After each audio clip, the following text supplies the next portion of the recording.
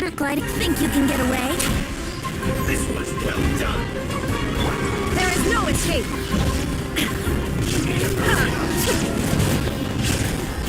There's no use resisting! Give us Hypatia! Keep dreaming! Yes, Hungary! Beat him up!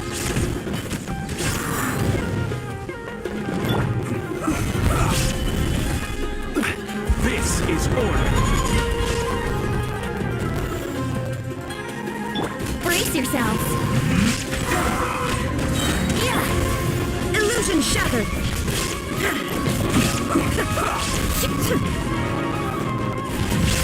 The doctor's orders are absolute! Yeah? You've been someone's lapdog for so long that you don't know anything else now!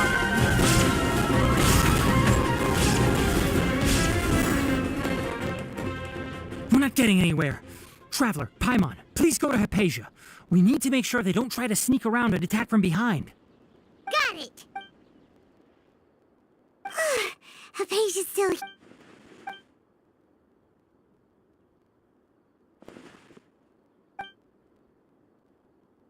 Well, how is she? Oh, that's good.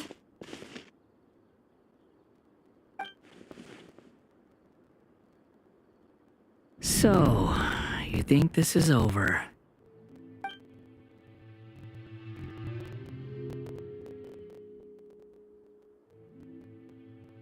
What? The Balladeer is here?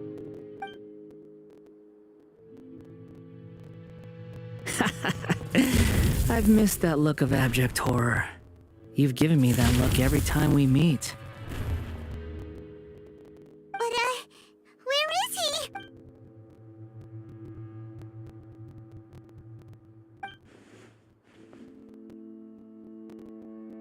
I can hear all of your thoughts, you know.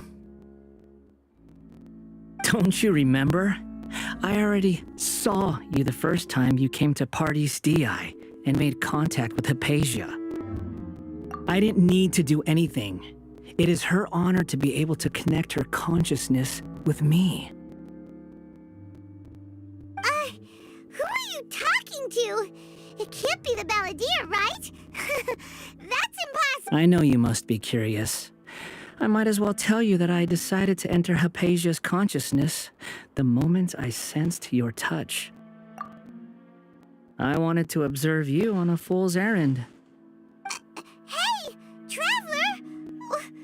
What are you doing? My deification is nearly complete. All that's left now are just some final details. Do you understand? Even if you manage to rescue Lesser Lord Kusanali, it will be impossible for you to defeat a bona fide god like me. Is it wise to force that childlike god into a divine battle against me? Scholars consider the god of wisdom to be the sum total of their faith. It's how they can justify reverence for a god as they construct it. But this also shows that humanity's worship of gods is a combination of blasphemy and exaltation. Yes. What is it? Yeah, I'm in a good mood, which is why I'm talking to you like this. What do you mean?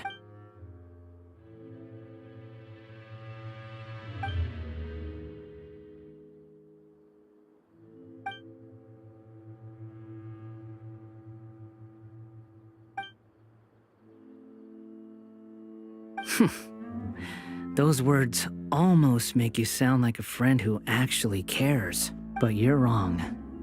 I'm different from all of you. I was born to become a god. My entire life up until this point has just been a meaningless routine. Just think about a sheet of paper. By itself, it holds no meaning. The content recorded on it is what gives it value. All I had recorded down before were some painful memories and boring human feelings. Such senseless drivel should have been erased a long time ago. Indeed, to me, the sight of you fools in your futile struggles is far more amusing. Tell me, just what has this world done for you to protect it with such zest and conviction? I'm connected to your consciousness, so I can hear what you're thinking and sense the depth of your determination. This is a good conversation we're having.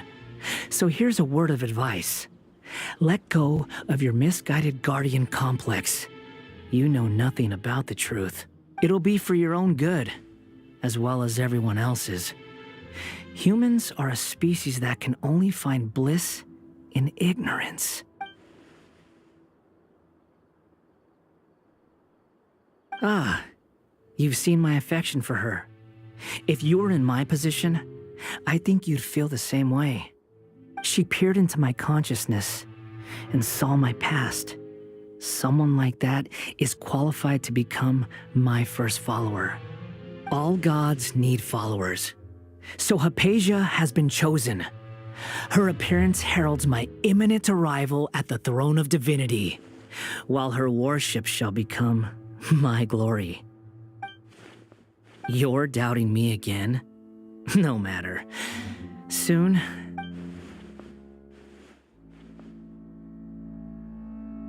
who wants to hurt my devout follower?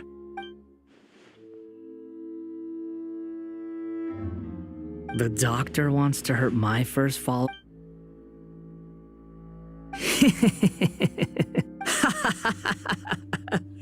How very amusing. Has anyone ever told you that you're not good at sowing discord? The doctor has never known his place. Even now, the puny human thinks himself capable of interfering in the business of the new god. You're still too naive if you think a few words will be enough to convince me to destroy the doctor. But I'm willing to give you a gift, just like my expression of affection towards Hypatia. It is an honor for you to be able to stand here and speak with me. As my listener, you will be rewarded. Both good things and bad things can be called gifts. After all, gods have never needed to be reasonable. Ah! Paimon hears thunder! That person Paimon couldn't see was the Balladeer? Oh, he sure chatted with you for a while.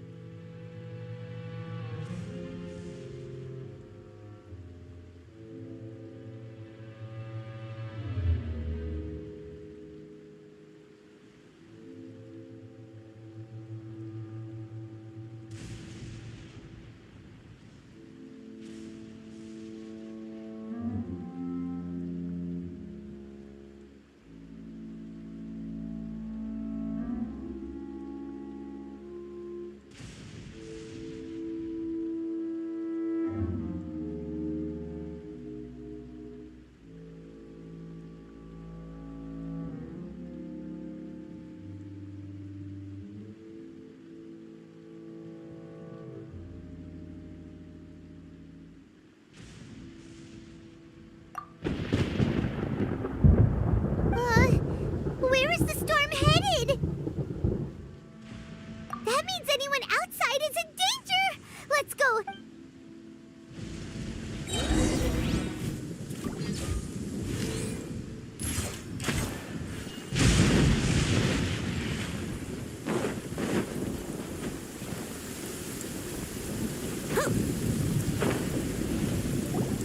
Oh!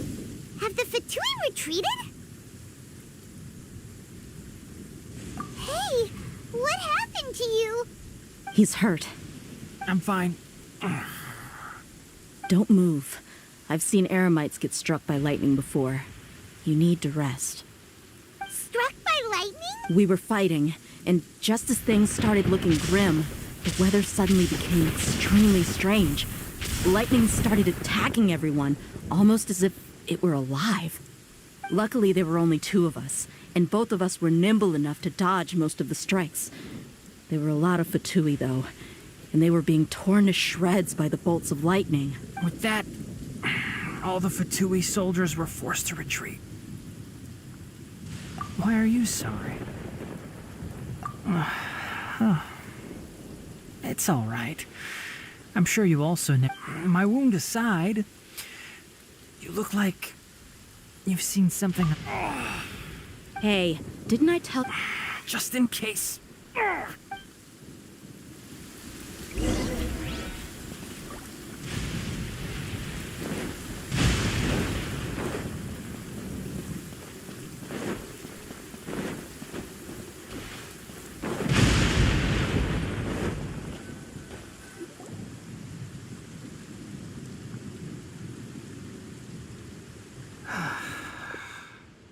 Thank goodness she's fine. Hey, how about taking care of yourself? I understand my condition. Ugh. The more you I know. They always think...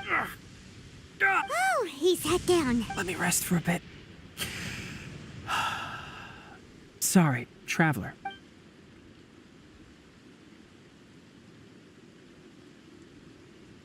So that's what you were talking to the balladeer about? Oh, The Academia's God creation plan. That sounds, ambitious, I guess? Anyway, as long as I can enjoy every day with a drink in my hand, tasty food in my stomach, and a good night's rest, that's enough. I'll only work. I must be the least ambitious person who's ever set foot in Party STI. Don't say that. I haven't even thanked you for your help back there. Don't mention it. Well, if nothing else, all this proves that the doctor really did have some urgent matter to attend to and left Sumeru in a hurry.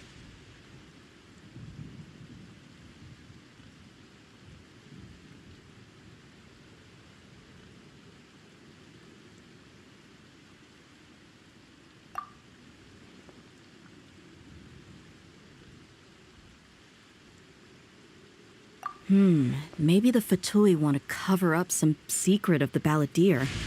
Is that why they tried to seize Hypatia? you said the balladeer claimed that Hypatia has seen his past. So, what could be? Have you noticed? The balladeer is not happy with the doctor's actions. He thinks the doctor has no right to consider himself as his equal.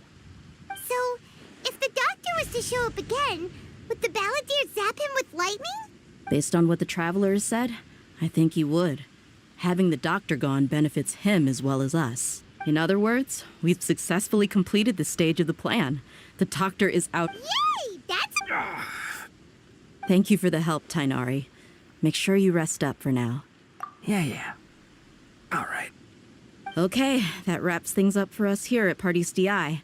Traveler, it's about time we rendezvous with the others at the Grand Bazaar. Let's continue to keep a low profile.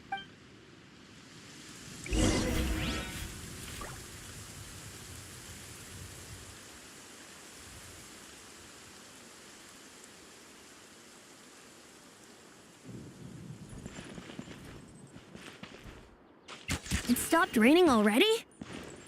A shame. I wanted to play some more.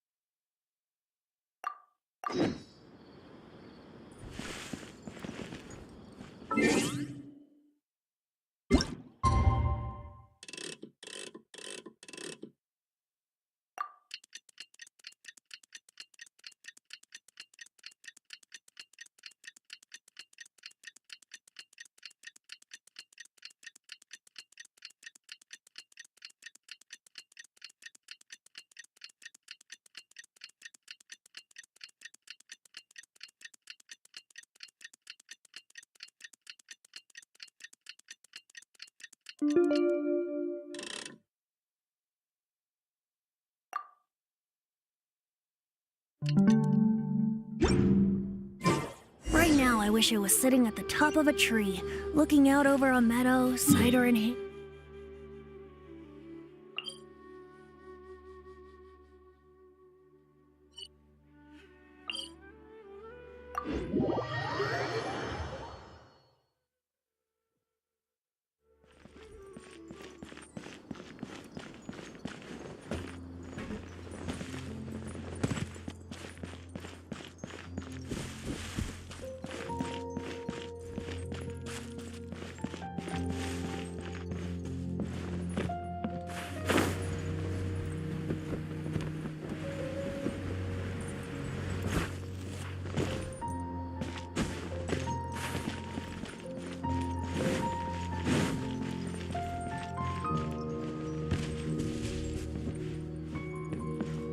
Wouldn't gliding be faster?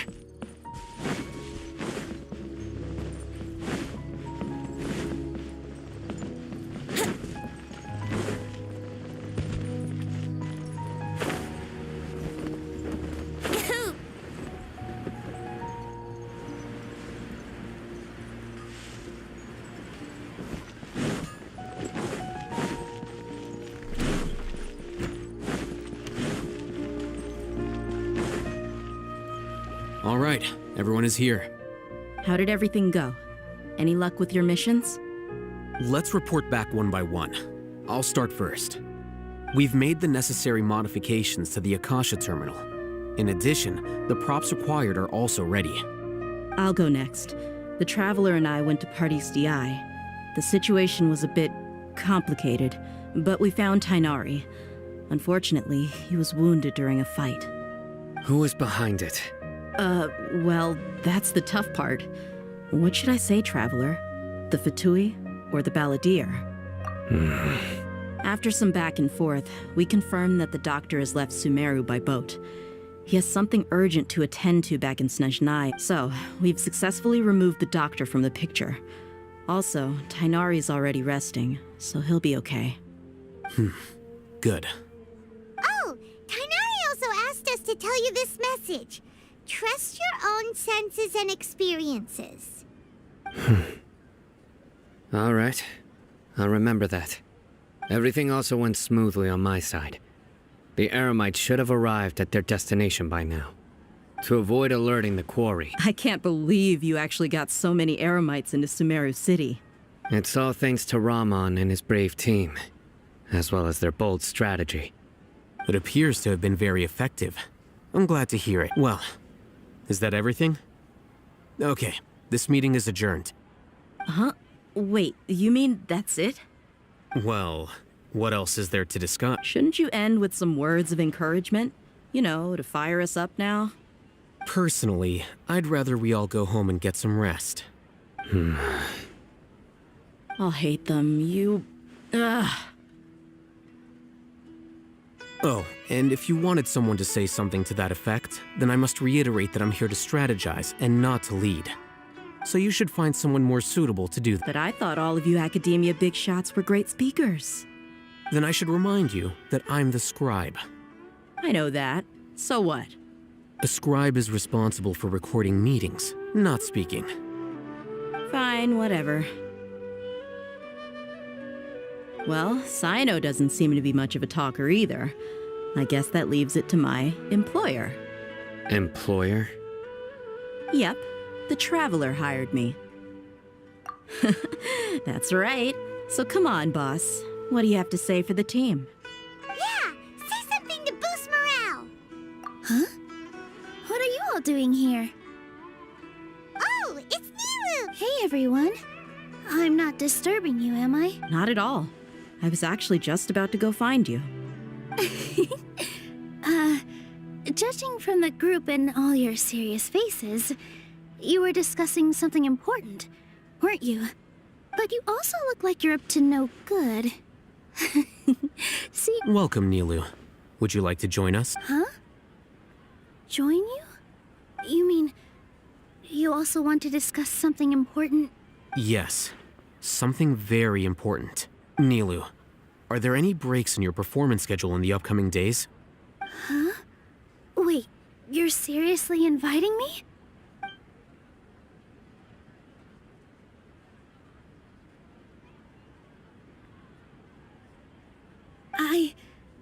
I can't believe my ears. You are truly the... Oh, right. The Traveler and Paimon are not from That's right. I must admit that I'm a little scared. But I'll try my best for Lesser Lord Kusanali. If I can somehow use my abilities to help you, then count me in. Remember, believe in yourself. Okay. I'll get my friends at the Grand Bazaar to help us tomorrow. Just remember not to say too much. Yep, you got it. All the preparations are done. Now, can we finally conclude this meeting?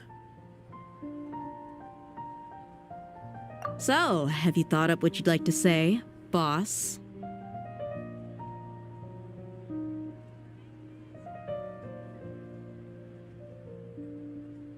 Yep. It's a grand plan and we're all super awesome.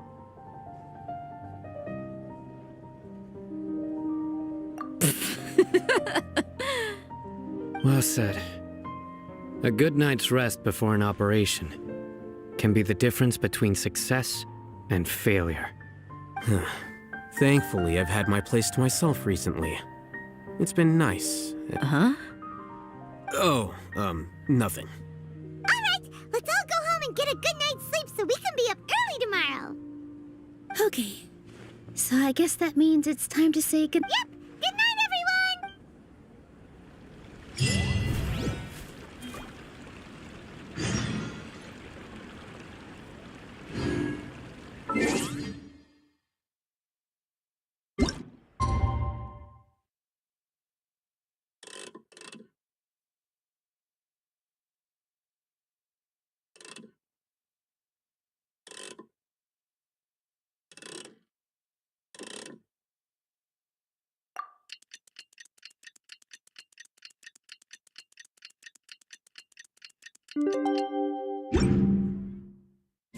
Today is the Academia's Neogarbaha Day. We can finally put our plan into action.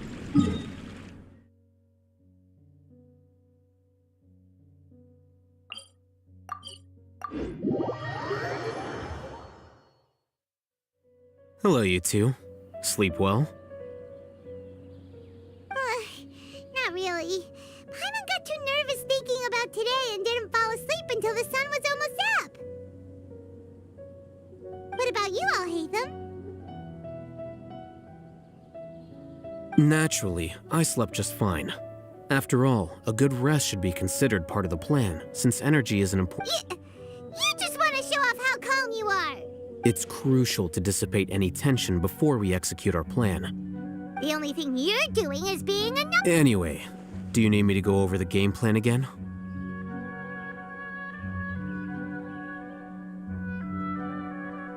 Our target is Grand Sage Azar's office. Everyone in the Academia knows that many restricted commands and operations are executed via that console. I'm sure that console has a way to free Lesser Lord Kusanali. You know, Paimon's been thinking, what kind of technology could let the sage... That isn't something they could have accomplished with their scholarly talents alone. In the Sanctuary of Suristhana, there's a device of Greater Lord Rukkhadevata's that she once used to isolate herself while meditating. 500 years ago, the Grand Sage at the time modified the device so that it could no longer be controlled from the inside. They were effectively trapping one god with the power of another. So, Don't forget, today is Neogarbaha Day. arguably the most important day to the academia. The sages and core academia personnel are busy loading the latest batch of research developments and legal decrees into knowledge capsules so that they can be entered into the Akasha. All the Darshan's researchers have their noses to the grindstone, and the academia's grounds are flowing with all sorts of people. It's the perfect time when the Grand Sage leaves his office to supervise the entering process. That's our cue to access the console and free the Dendro Archon. Well, yes, that's just the visible side of our plan, after all. If precedence holds, the academia should have already started preparing for Nyagarbha Day. Everyone should be in position. All that's left is for us to lead the charge. Let's go. So are we just gonna walk in through the front door? Yes. Were you expecting a stealthier approach? Paimon can't think of a good comeback. Alright, it's all on Alhaitham if...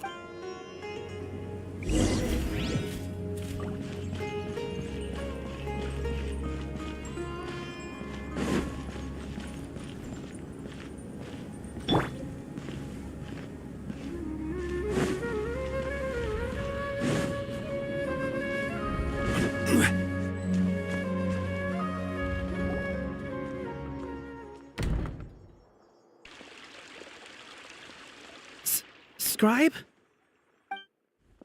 Please, wait. Are you Scribe Alhaitham?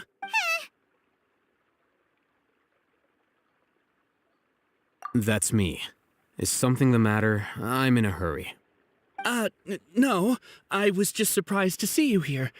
I had heard that the sages were looking for you not long ago, but I didn't know what for. And, also, please don't bring outside guests into the academia. Outside guests? How did you arrive at such a conclusion? Your groundless inference shames the Haravatat Darshan. What did you say? I'm the top student in Haravatat, and I earned 3rd place at the last Inter-Darshan debate. Don't look down on me! That wasn't my intention. As your Haravatat senior, I just assumed that you possessed a greater aptitude for critical thinking. Look, based on what you already know, the purpose of my return and the reason they're here should be obvious. Is that so? Wait a moment. Let me think. Don't tell me the answer. The sages search for you. A blonde-haired traveler. Outside guests. So, from the start, the sages weren't looking for you, but this traveler? And you were gone from the academia for so long because... Hey, shh. Yes, you've proven yourself as the top student in Haravatat. I surmise you've arrived at the correct conclusion. As I expected. Please, forgive me. I wasn't thinking clearly just now. Thank you for getting me back on track. It's nothing. We'll be on our way then. All right. Thank you for your contributions to the academia, Scribe.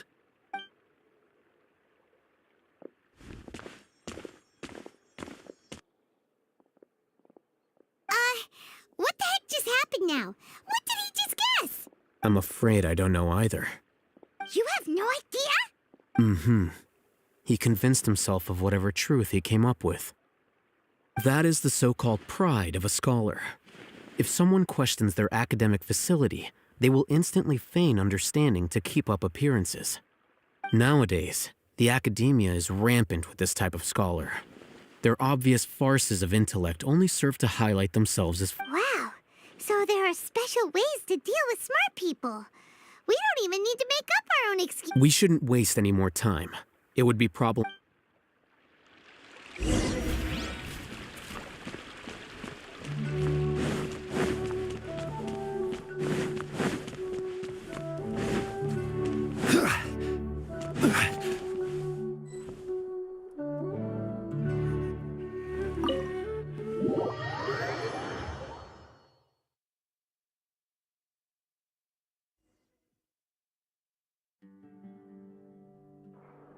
Is this the Academia's library?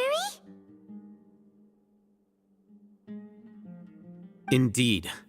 Known as the House of Dana, it is quite possibly the most extensive special collections library in Teyvat. There are a lot of students going through here.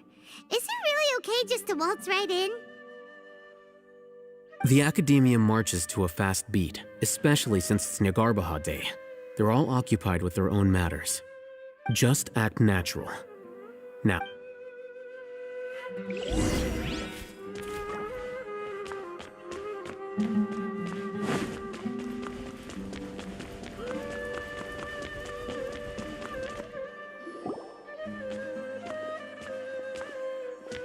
What's this platform? It's a lift that Academia personnel use to access high. Are we gonna take it then? No, not right now.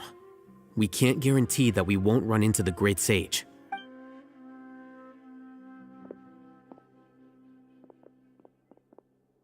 You think the Grand Sage will exit from there? And after he does, we'd sneak past him? Who knows? However, if we can confirm Azar's current location, our operation will be much safer. Allow me to offer you a hint. If you wish to know his location, look behind you.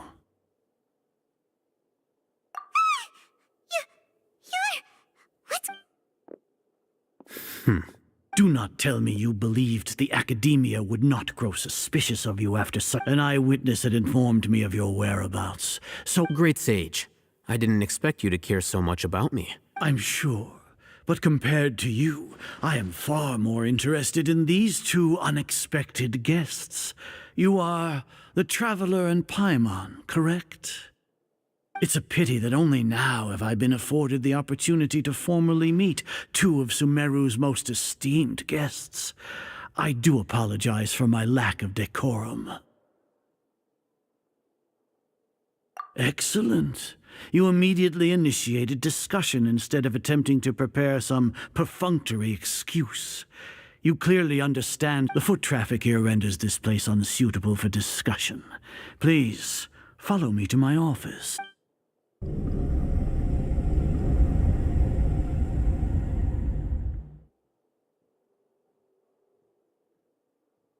This place is crawling with guards. There's no way out for us. All right then, Traveler. What did you wish to discuss with me?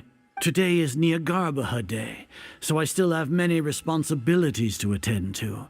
There is little time for idle chit-chat. You seem to know quite a bit about our endeavors. If that is so, then you should be praising our great work, rather than using your trivial misgivings in a futile attempt to sway me. Trivial? Then tell me, what do the Fatui want from me? Worthless. Those are all completely worthless. Benefits, divine power. These materialistic words do nothing but debase our great work. Creating a god. Yes, we are using human wisdom to create a god. If humanity cannot attain omniscience and omnipotence, then we shall create a god to reveal them. This is the pinnacle of human wisdom. We shall regain a god's guidance at long last. No longer will we flounder in the interminable void of consciousness and knowledge. Even Irminsul will be freed from its plight. For our nation of scholars, this is the ultimate aspiration. No cost is too great to realize it.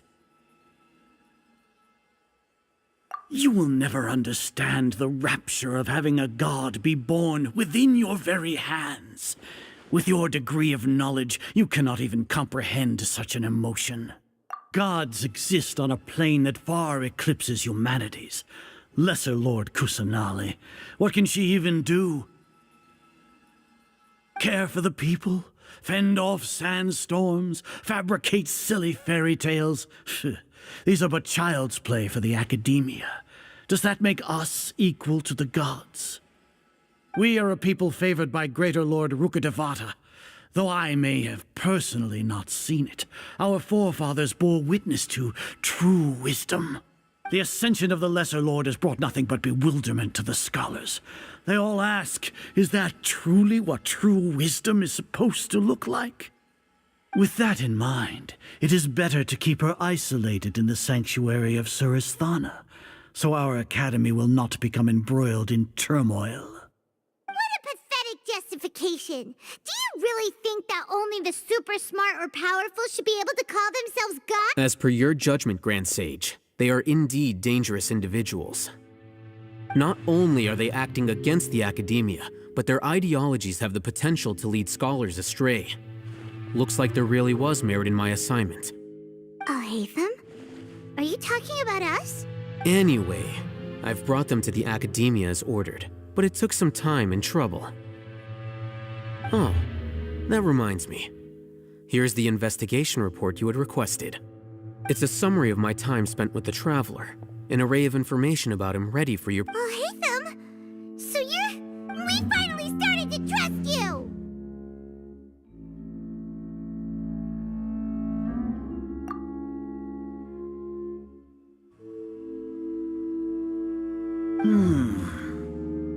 Excellent. Detailed contents with no errors. I would expect nothing less than an immaculate report from the scribe.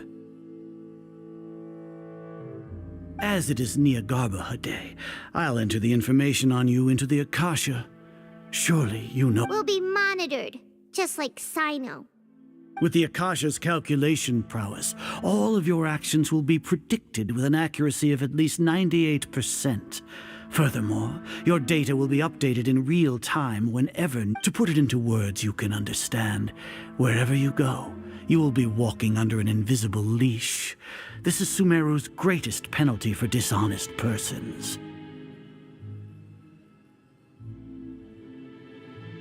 Are you not familiar with the concept that great responsibility begets an equally great suspicion? In any case, you are Sumeru's most concerning external variable. Locking you down will greatly decrease the chance of any undesirable outcomes coming— You're despicable! Despicable? Perhaps from your perspective, but I suppose you had mentally prepared yourselves for this, no? Your ploy was to sacrifice the Traveler here, was it not? Lord Azar, I know what you're trying to say, but I've been following your plan this entire time. Why are you doubting me at this juncture? Must I delineate your entire plan? Very well, I will spell things out. First off, I received an eyewitness report that you were spotted with the Traveler at Caravan Ribat. However, you immediately departed for the desert and escaped surveillance range. Judging by the time, you all likely encountered the truant General Mahamatra in the desert. Maybe Paimon shouldn't have mentioned Sino just now. The Academia had not received correspondence from its scribe for a prolonged time. You were also in the company of the Traveler, a close associate of Lesser Lord Kusanali and General Mahamatra Sino, who had defected from the Academia. With their instigation, what was the probability that you would betray the Academia? Rationally speaking, 50%? 70%? What do you think? Regardless, that's only a guess. The facts are that I've brought the Traveler right before you, and I gave you my report. Indeed, your boldness deserves praise.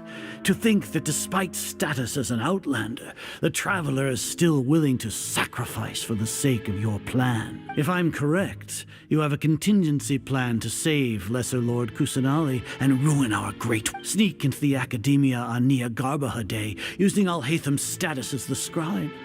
For there is a good chance that an opportunity to save the Lesser Lord will arise. Should your intentions be discovered, Alhatham will turn traitor and sacrifice the Traveler, thus proving his innocence. He can then stay inside the Academia and continue searching for a way to proceed forward. As for Sino, according to the Akasha's calculations, he will soon return to the Academia and confront me in person. I suppose this is also a part of your plan? You'll see me as a traitor regardless of what I say, no? Even if you impugn me, it would have little effect on you all. You misunderstand. Losing our scribe would irreparably damage the Academia's regular operations and the development of Sumeru's future academic systems. However, under the current circumstances, Even that is trivial compared to what we stand to gain from our great work. You said that I betrayed the Academia, but you, Azar, you've betrayed all of Sumeru, betrayed its Archon. So flight is turned to fight at long.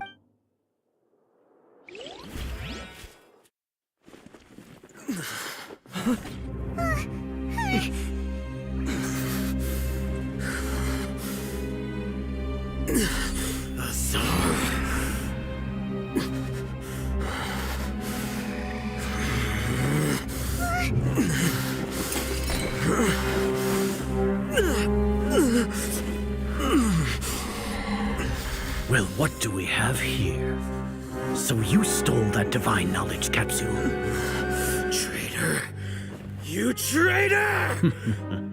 Even the most rational scholar will yearn for the power of a god in a moment of desperation. Aren't you doing the exact same thing as me, Alhaitham? Unfortunately for you, no god will lend you their power. Azar!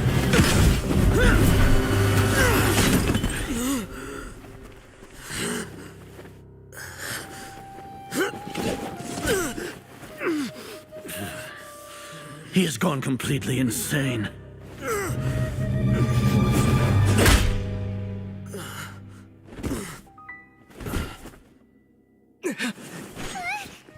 Take him to the Matra and exile him to Aru village.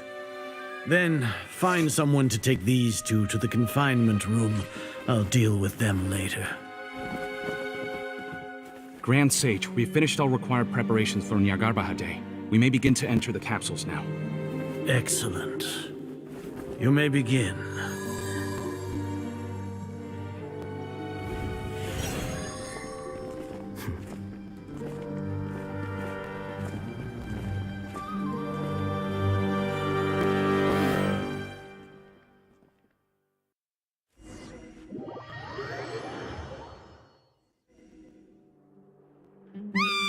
Don't lock us up! Let us out!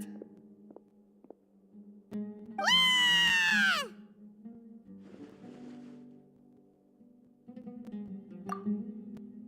Oh, yeah.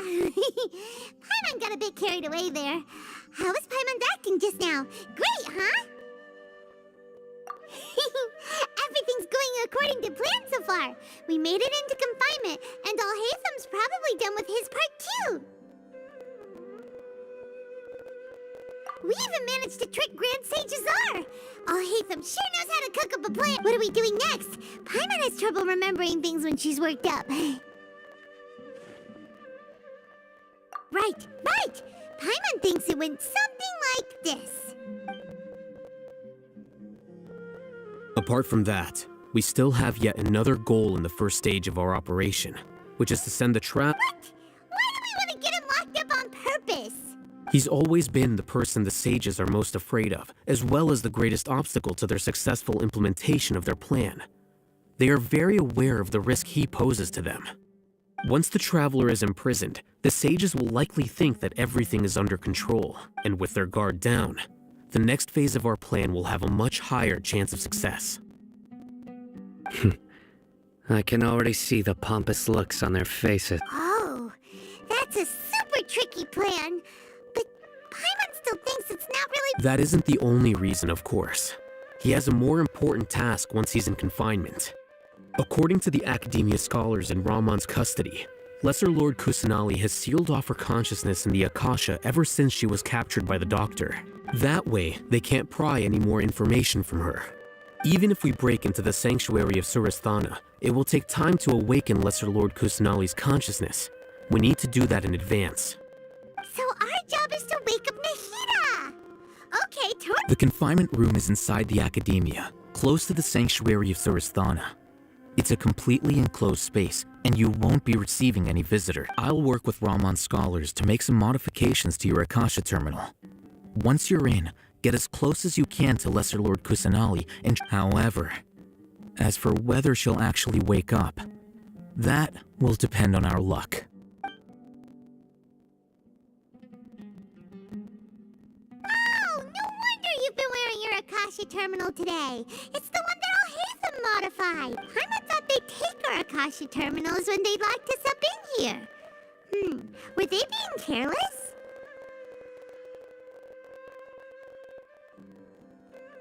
Alright, so what now?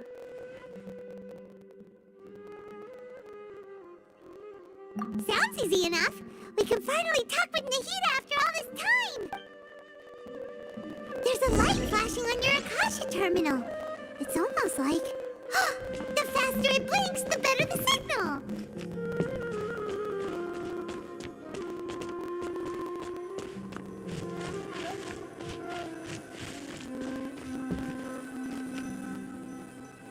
Here? No signal again. Is it getting jammed?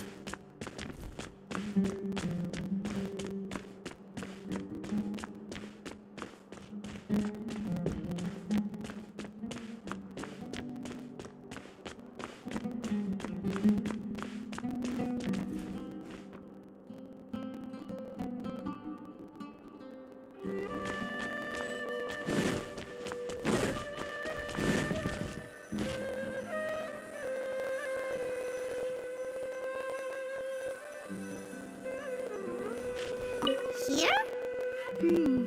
No signal again. Is it getting jammed?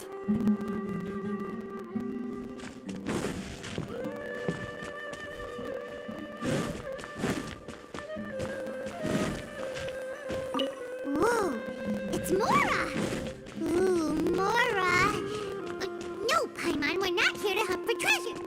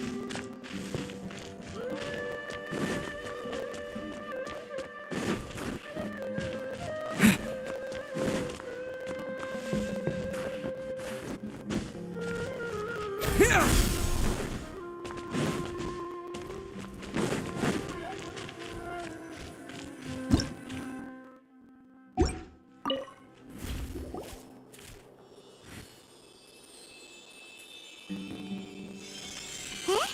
Is this the right spot? Are you getting anything?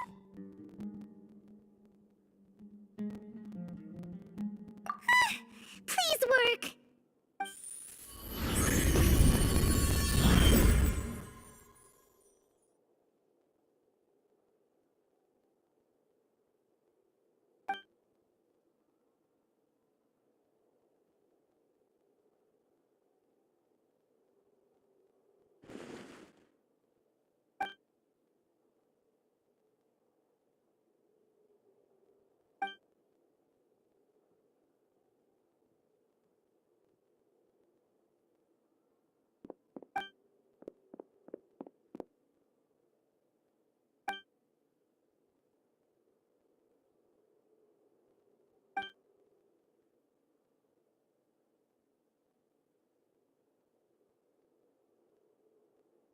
Nahida!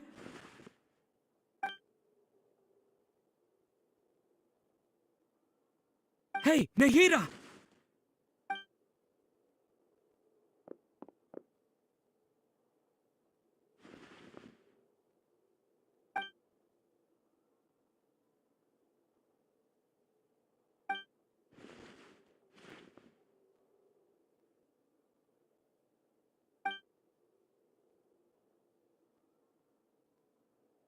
When did it first start? Oh, right. It started from the moment I was born.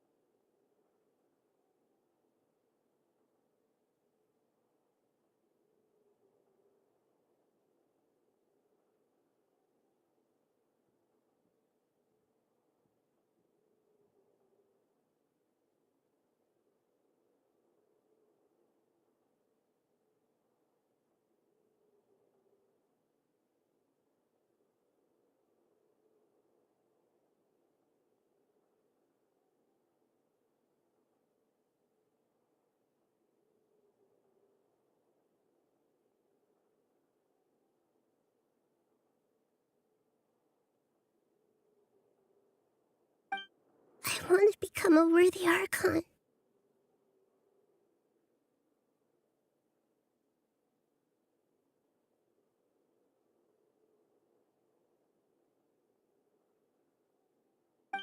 So I've kept studying.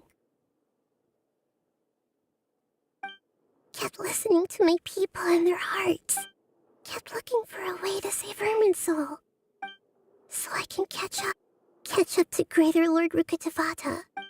But I'm stuck in the sanctuary of the sages are creating a god to replace, and I'm forced to lock my consciousness in this boundless... Nahida!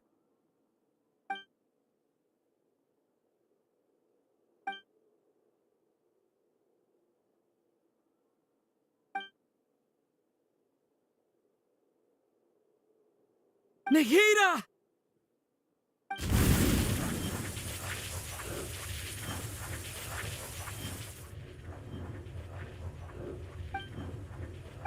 It's so quiet here. Now that I think of it, I don't think I've ever actually listened to my own inner... Do Archons have them? Should Archons have them? Have I been doing the right thing? Am I really not needed? How do I really feel about all of this?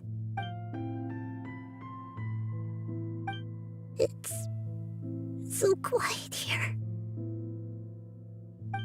Since you're the god of wisdom, you've known the answers to all these questions since the very beginning, haven't you?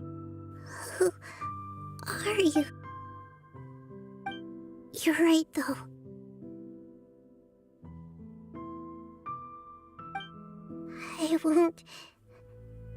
I won't ignore my own...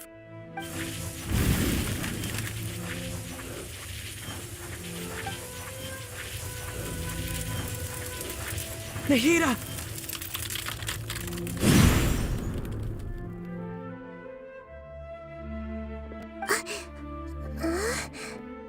Nahida? Did you wake me up? Thank you. Why are you here? We're here to rescue you. Are you alright? I'm fine. It's just... When I think of everything that's happened to me, I feel really angry now. You should have been angry ages ago.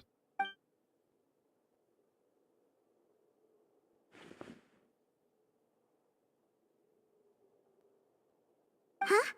Oh, you're back! How's everything? That's wonderful news!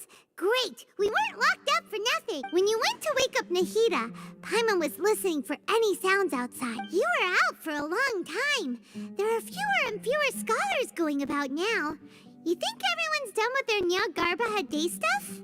Yep! So that means our next act is Nilou's performance!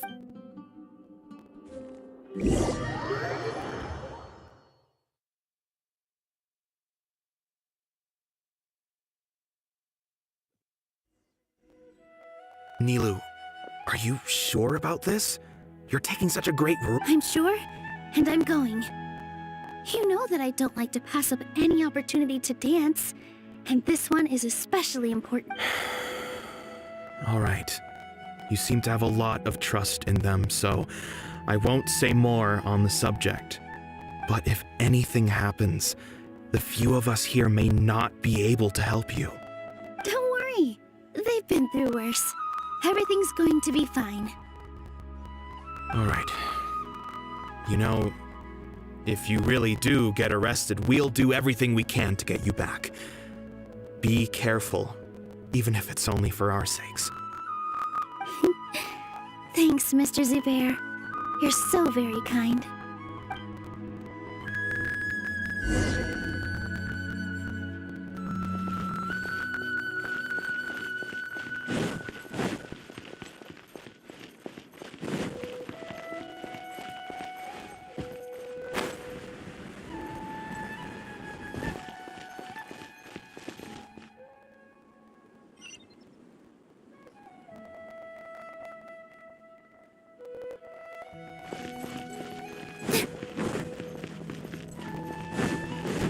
This isn't the way to the academia.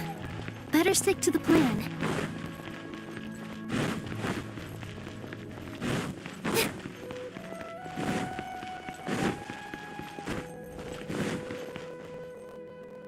Nilu, how's it going? Definitely more than usual. It's okay. Just focus on your performance.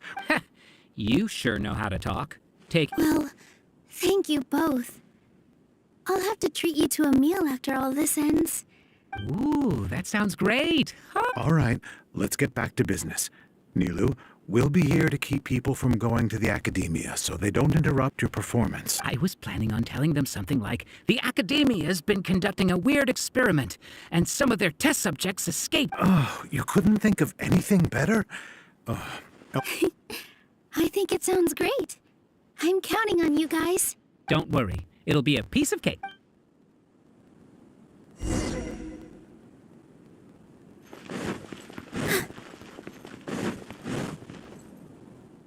Hey, Nilu! Sorry, it's great to see you, but I'm really busy right now. Our Bait People Away with Yalda Candies plan is working beautifully. Do you want some candy? We have more than we can give out. VR, thank you so much for doing all of this. And even dressed up as the Knight of Flowers, no less. I'll pass on the candy, though. I cut back on sweets in the period leading up to a You have a point. The stage is cleared and everything's ready, so you can start your performance. Yeah, thanks to you. I'm really grateful. You're welcome. The honor's all mine, since I'll have such a great view of the show.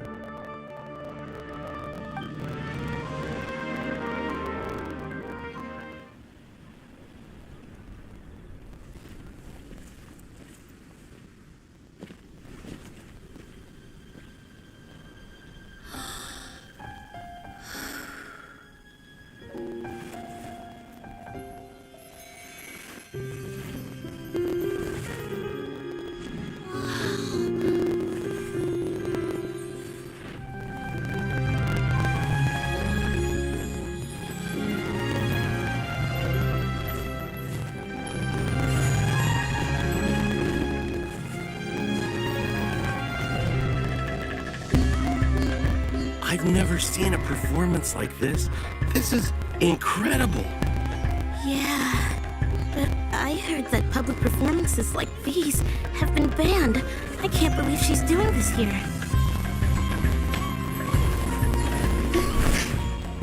Grand Sage, there's some commotion outside. How uninteresting. Issue the new Prohibition Act from the Akasha to the guards. They'll know what to do. Do you think we should, stop her? Let's just watch for a little bit longer.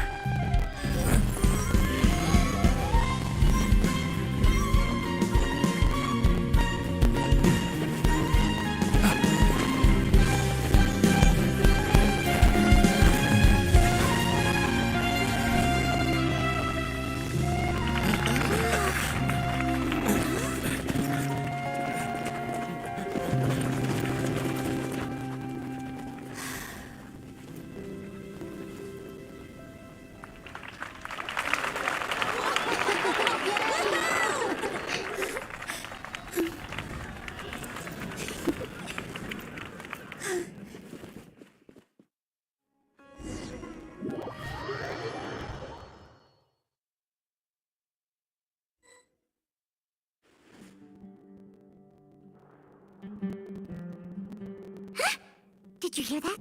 It sounds like a lot of guards just ran by. Does this mean the plan has moved on to the next stage? Yep. It's great that everything seems to be going. Come to think of it, when did Alhaitham replace the knowledge capsule that was about to be entered into the Akasha? Oh, so that's when he did it! Paimon was too nervous to notice. Speaking of, didn't Alhaitham also yoink the divine knowledge capsule from that mercenary leader in Port Ormos when everyone else was distracted? Oh, it's a time-tested trick of his.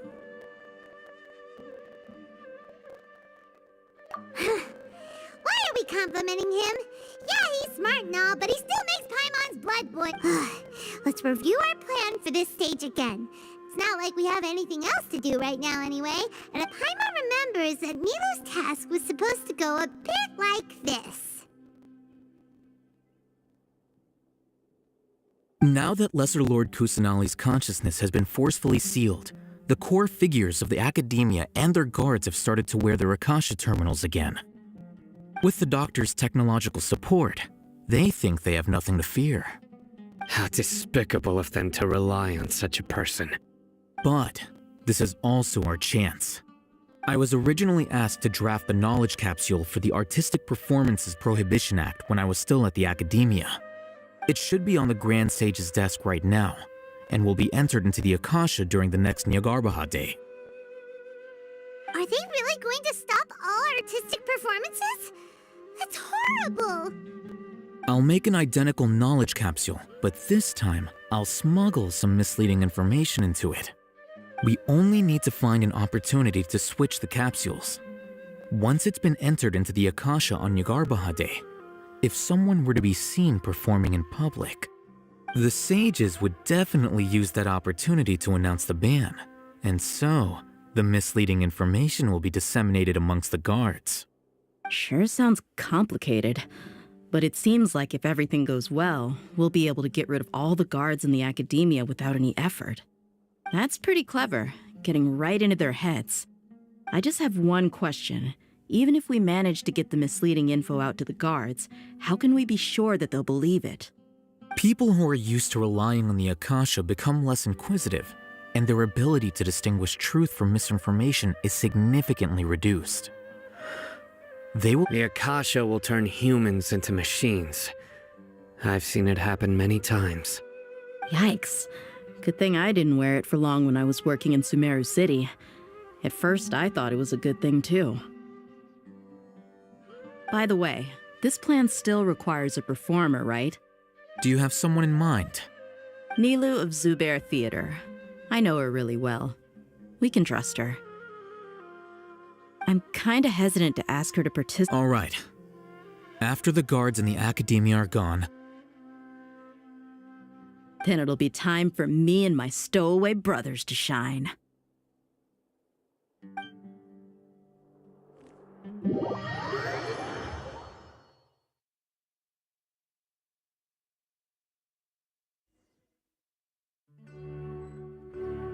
Here they come. Did you see that, Raman? They came out from the academia in droves.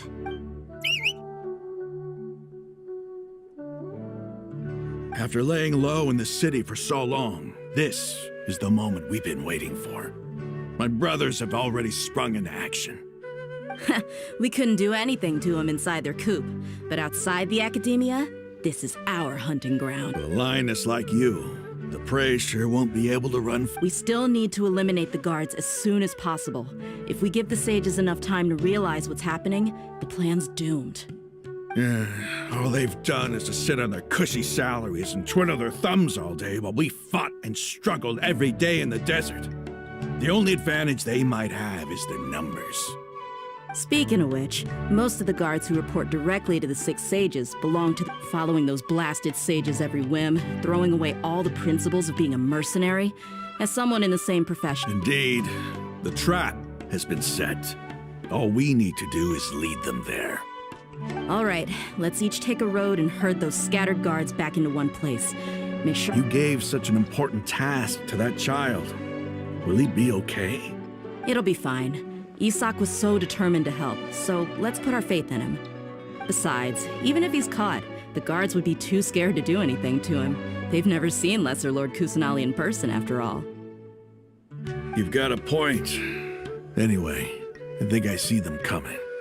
Let's— Good luck.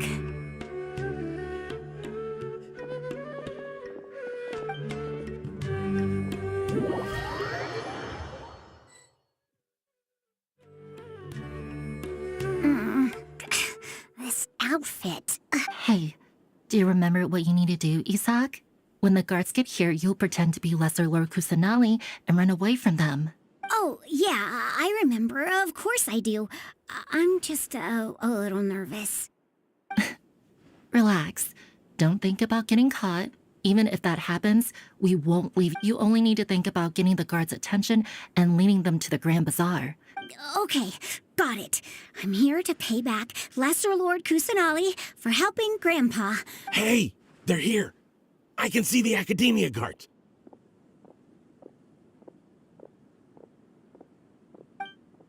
All right, it's time, Isak. Take a deep breath and go. You can do this.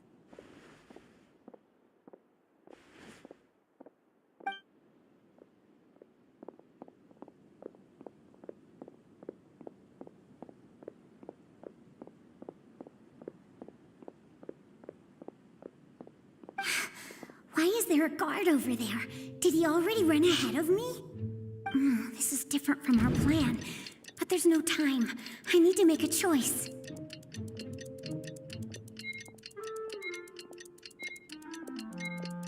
Hey, stop! I saw you! Don't try to run!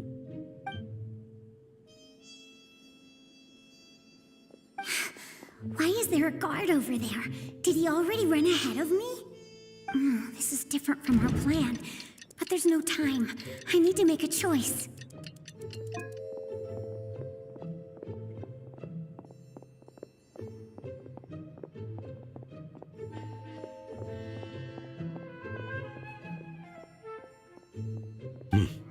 Let's have a look behind the house.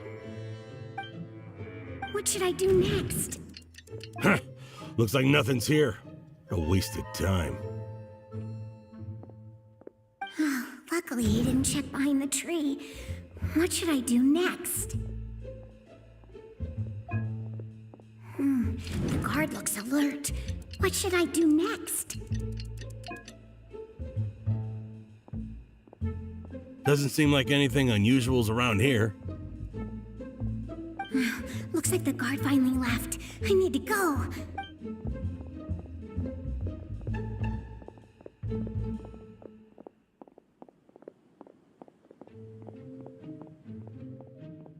Hey! Lesser Lord Kusanali is over there! Stop! What? Lesser Lord Kusanali? How did I not notice that? They found me. This is bad. Where should I go? The target suspected to be Lesser Lord Kusanali has escaped into the Grand Bazaar. Assemble and arrest her!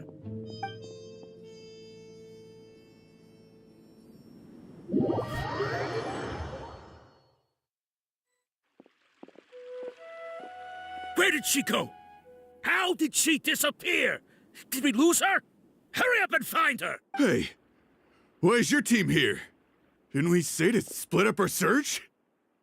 Hurry! Hurry! This place is... Why are you all here?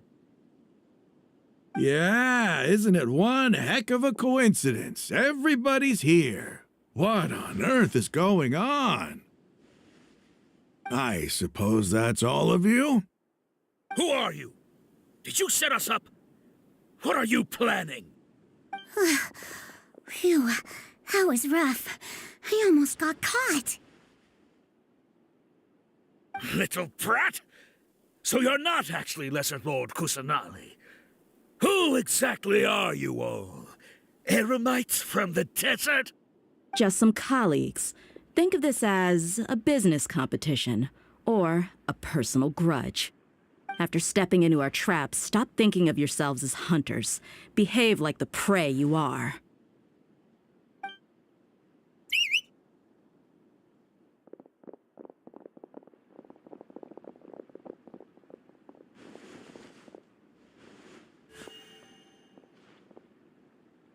An ambush? How's that possible? This is Sumeru City, but mercenaries from the desert somehow ambushed us! You've spent all your time hiding away in the academia. This place is long...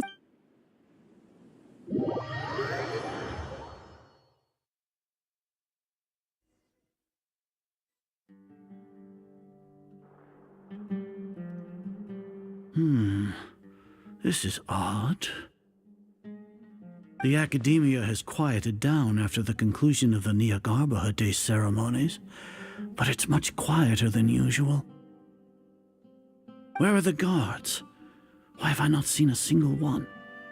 Guards? Guards! Grand Sage, how may I be of assistance? I called for the guards. Why did you come? My apologies, Grand Sage. Right now, all Academia guards have entered the city to perform the ordered arrest. I thought you knew. Arrest? Who is there to arrest? I have an ominous feeling. Arrest Lesser Lord Kusanali, right? Is that not what the order was? Lesser Lord Kusanali? You mean she has disappeared? Yes. I wouldn't dare make up something like that.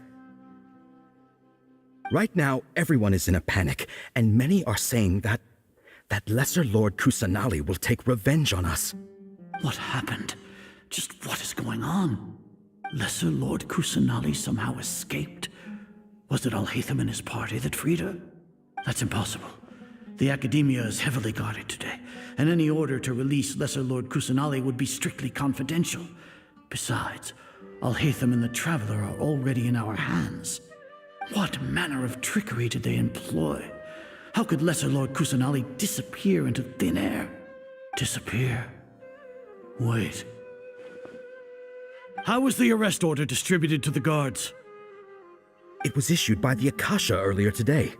Only you have the authority to send messages like that, so I thought it was your order. Let me check.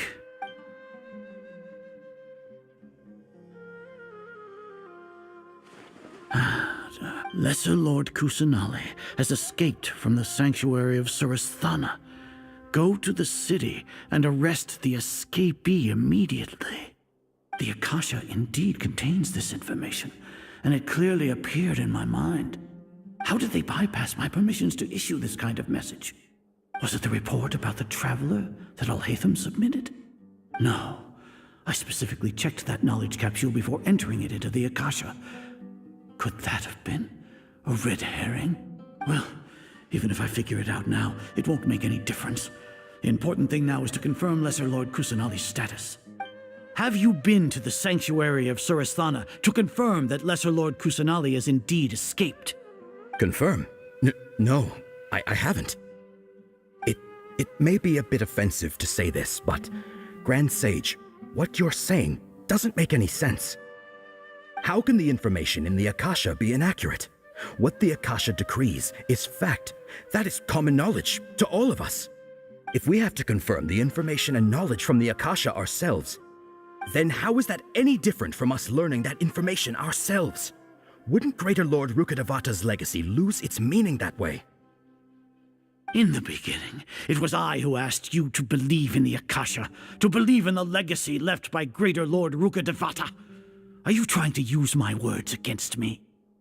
No, Grand Sage. I'm merely confused because I believe in you. I never meant to refute you.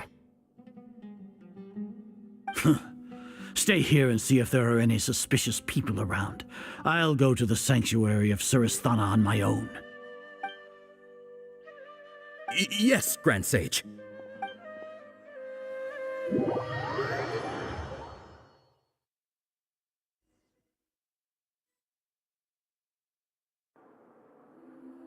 Lesser Lord Kusanali has escaped from the sanctuary of Surasthana.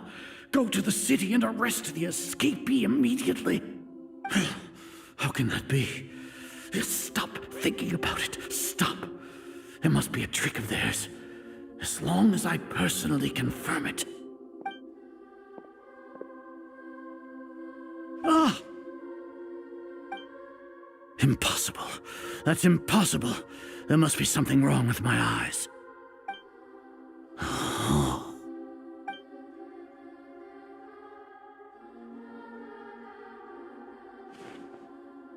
What a comical sight is our. Once the Akasha has put certain thoughts into your head, even the Grand Sage can no longer see what's right in front of him. You all can only see the world in your mind, the one you think you know. And precisely because of this, you disregarded Lesser Lord Kusanali's existence. She has been a wise and worthy Archon. Sino, have you been waiting for a chance like this? The Akasha predicted that you would return to the Academia to confront me. Didn't expect it to turn out like this. I was careless. No, you were blinded. Your faults stem from your reliance on the Akasha. You're still the same as always. I truly did not expect a proud person like you to cooperate with Alhaitham and the Traveler. People change, Azar. Admit it. The Akasha can't predict my actions anymore. Then tell me, what have you found during your investigation? You want to buy time? This is the sanctuary of Suristhana. Under your own regulations, even Academia staff are forbidden to come here. No one will come to save you. As for the investigation, I've at least confirmed that you are guilty of insurgency against the Archon. A serious crime. So what? Did you do all of this so I would plead guilty in front of you, General Mahamatra? No. I want you to plead guilty in front of the Archon herself. You once said that I had no standing to judge you. So now, how about judgment in the name of a god?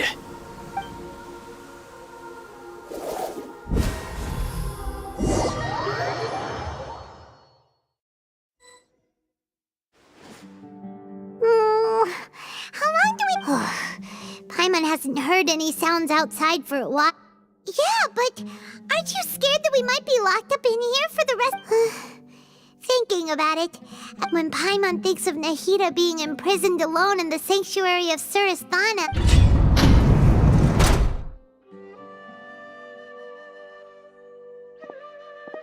Here comes your savior. Paimon just knew you would come to rescue us! You two really owe me some big thanks. I had to search through who knows how many guards to find the key here. It felt even more tiring than whacking them. I'm exhausted. Thanks a lot. Need Paimon to rub your shoulders? No, that's, I'll pass. What are you afraid of? Oh, are you ticklish? Now isn't the time to talk about being ticklish. Things in the city and on Sino's side are both going well. The guards that stormed out of the Academia are all taken care of. The Corps of 30 is in charge of the city's defenses, but we already talked to Asfand. They've been fed up with the sages bossing them around. As long as it doesn't break their employment contracts, they'll turn a blind eye. That's probably because you've been super great friends with them for a long time. The Grand Sage is in his custody. Even I know how terrible it is to fall into Sino's hands, so he probably does too. Sino forced him to release Lesser Lord Kusanali. He has no choice but to obey. So, hurry to the sanctuary of Suristhana. Assuming nothing weird happened, we should have already rescued our Archon. Honestly, I didn't expect our ragtag bunch to do this well. We just came together last minute to save the Archon, you know? Alright, you two better go. I still have to clean up some messes in the city. See you around.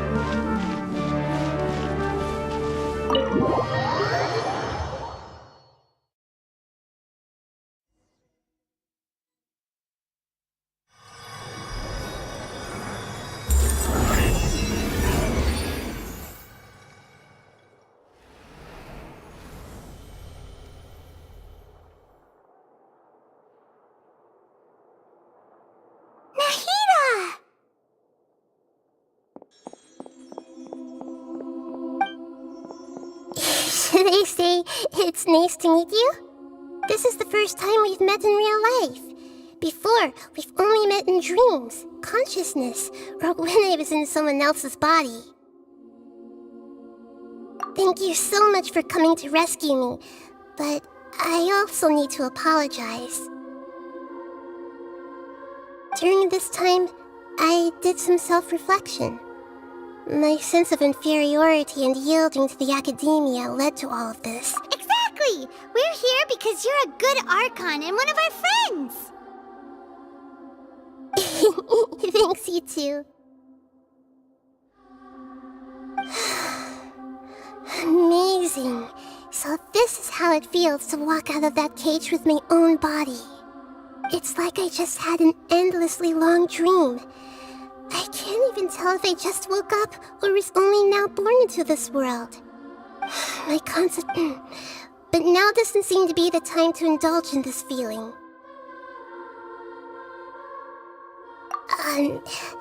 This is really embarrassing. You all just rescued an Archon, and now she needs your help to save her country. It's okay. With you here, Paimon's sure that everything will work out. There's one more thing. What is it? For all the things the academia did to me, and for all the folly it committed in the name of wisdom, as their Archon, I will make them pay. Ah! Wow! That's the spirit! You're funny! I understand now. To be a better Archon, I first need to better myself. If you haven't even figured out how to be a caterpillar, how can you be a butterfly? Yes, true. That means we need to hurry and prevent the birth of that false god. I need to make some preparations. Since I'm now free, I can establish a direct link to the Akasha and control it. First things first, I need to remove the restrictions that the doctor put on me in the Akasha. After that, I'll make some adjustments and revoke the sage's permissions. The Akasha will then be like how it originally was. After all, the academia betrayed Greater Lord Rukkhadevata's trust. This might take some time. In the meantime, you should also work on your own preparations. If we don't stop the God creation plan in time, we'll be in for a tough fight.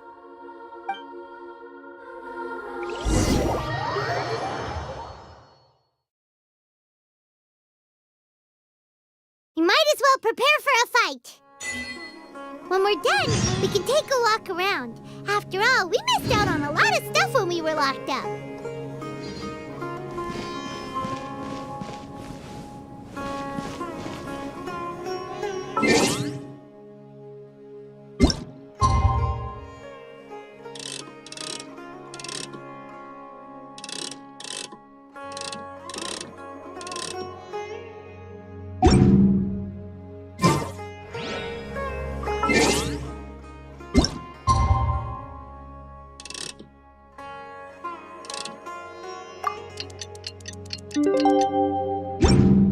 Where do you want to go next?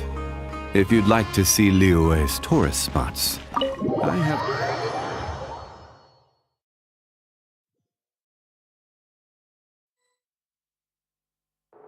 How's it going, Nahida? I'm done with the parts that needed my involvement to complete. Although it's my first time working with the Akasha like this, its internal structure and operation procedures are easy for me to understand. Greater Lord Rukkhadevata... Oh, also, this is for you. Huh? What's this little floaty thingy? It's a small device I put together just now.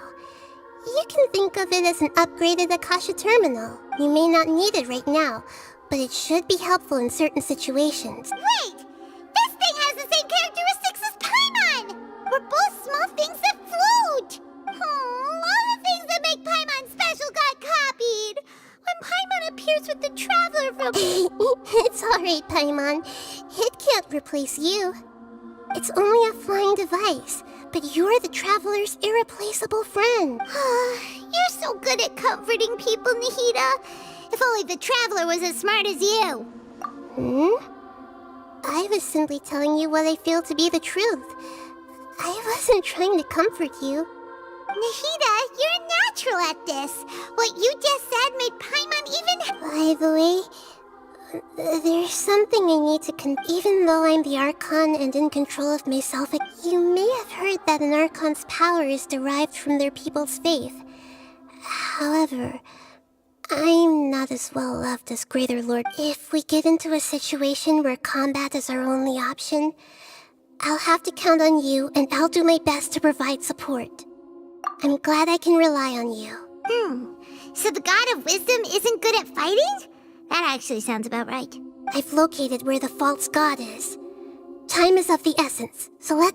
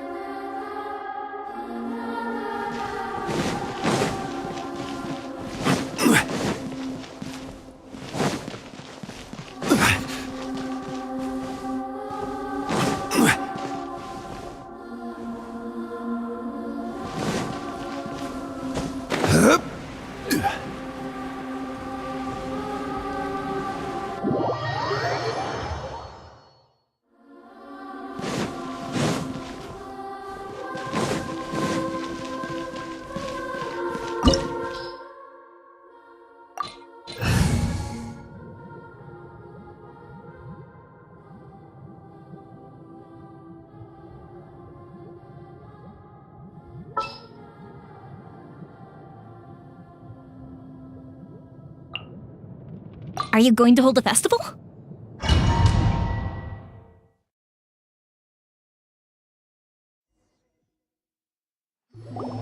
What is this place? Is this really the way we need to go?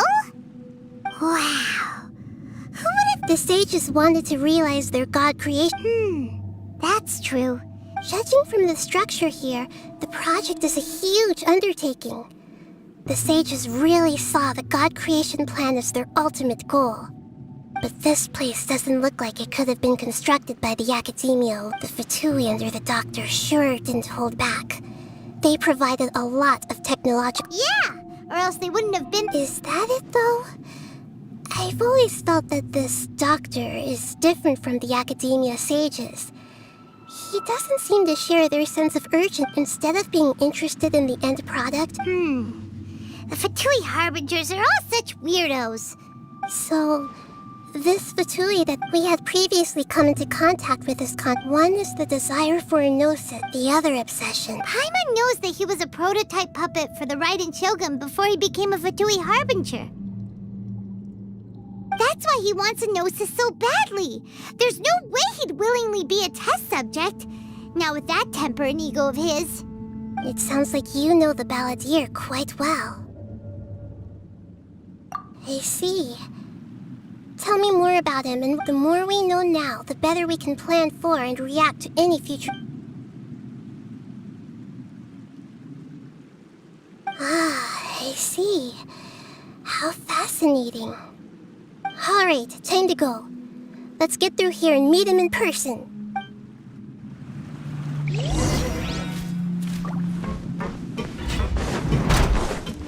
Time to work! Let's begin! No excuse for quickly! Get out of here! Time to fulfill my duty! No slacking off! Let's light it up! Everybody stand back! This should be fun! Stay right there! Quake! It isn't time for a break yet!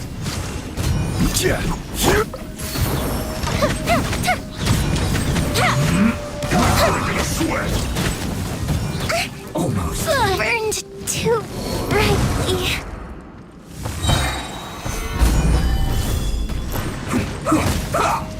I will have order!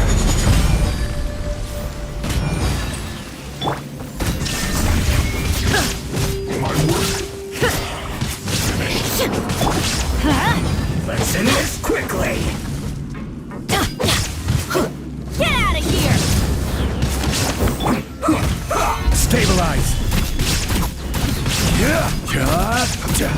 There is no escape! I'm going in!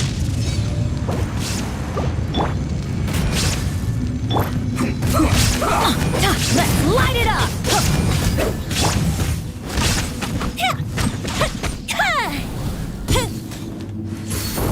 Let's end this quickly!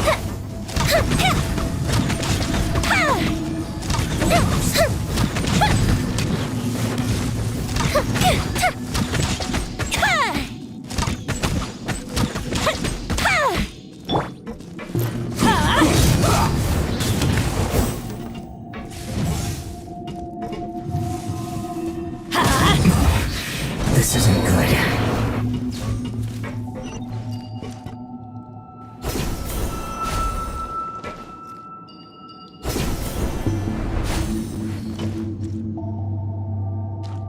It looks like we can climb up these pipes.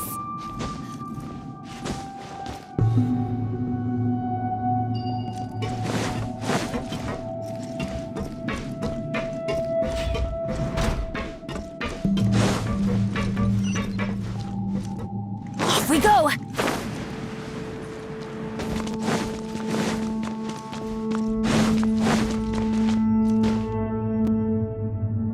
The pattern on the ground seems all messed up. Let's go around and see if there's a way to fix it.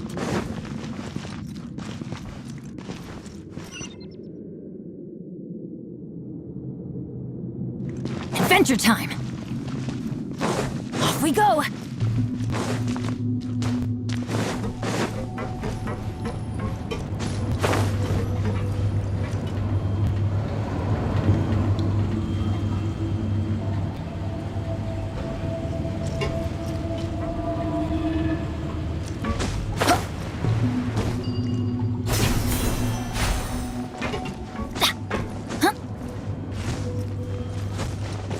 Adventure time! Let's light it up! Let's begin. Shine down! Order guide you. Gather.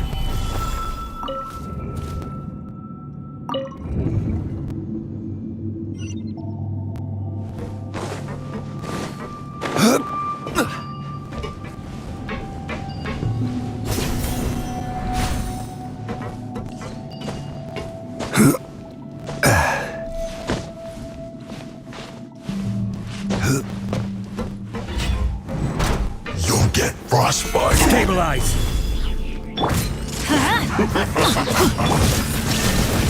Now you shall perish!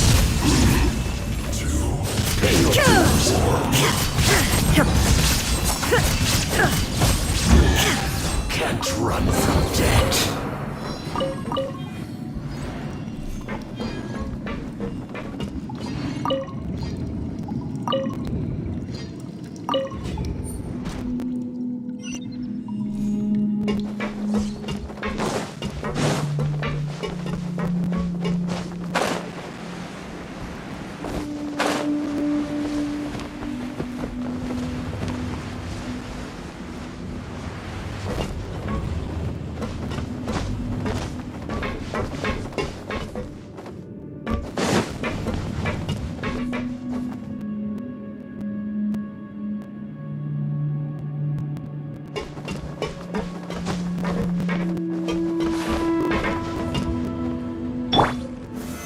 Solidify!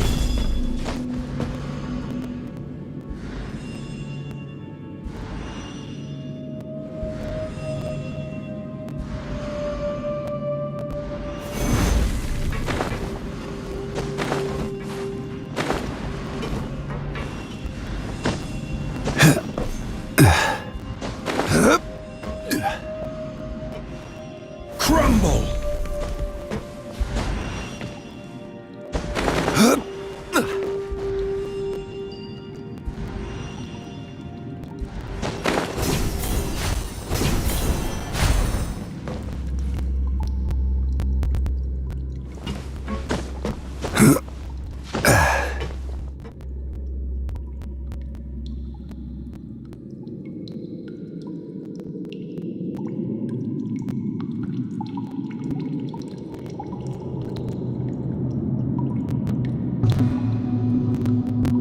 Osmanthus wine tastes the same at...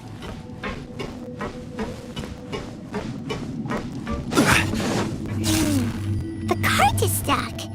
Maybe there's something wrong with the tracks. Let's try adjusting the direction of the device to clear the tracks.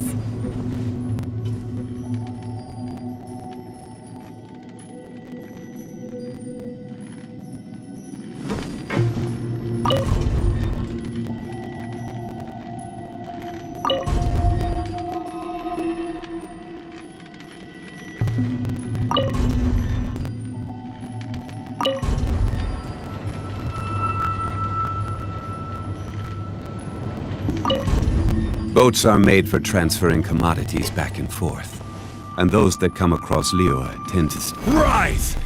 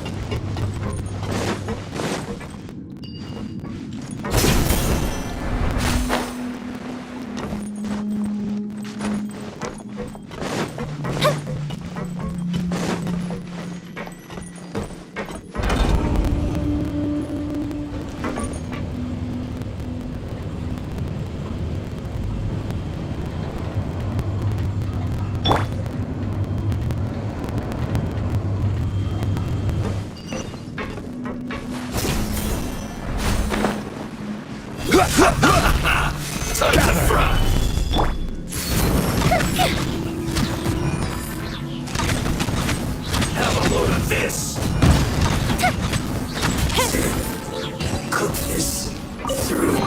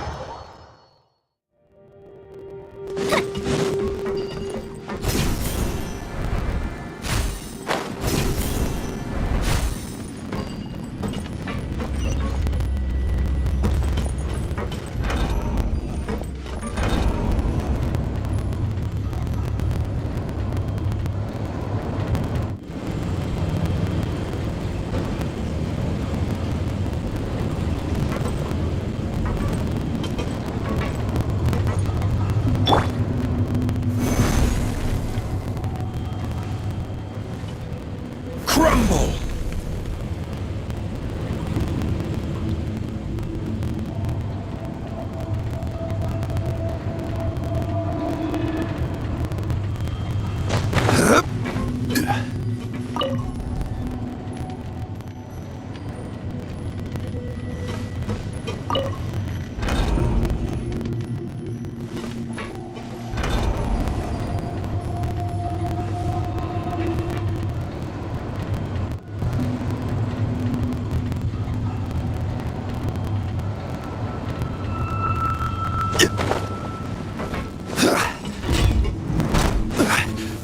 Stabilize! Here comes trouble.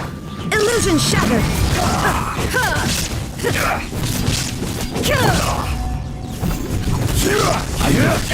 Time for a light show!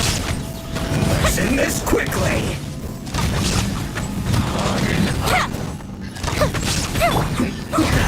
Solidify! I will have order!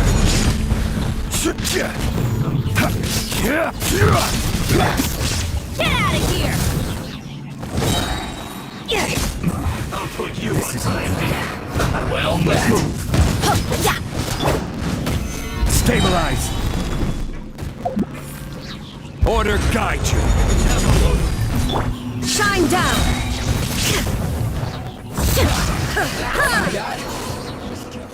One after another. The fuse is lit!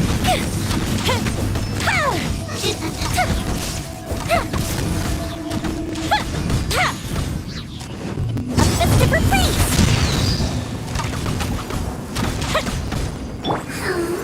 Solidify!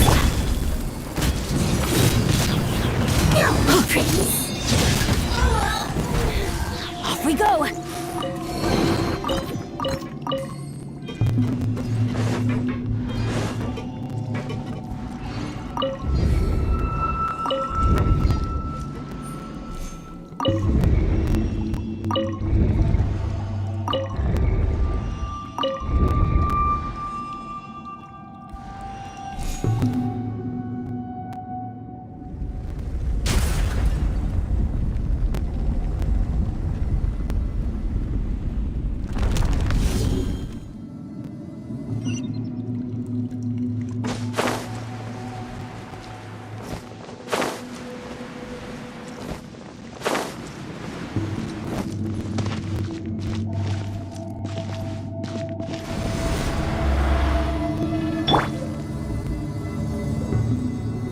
Rise!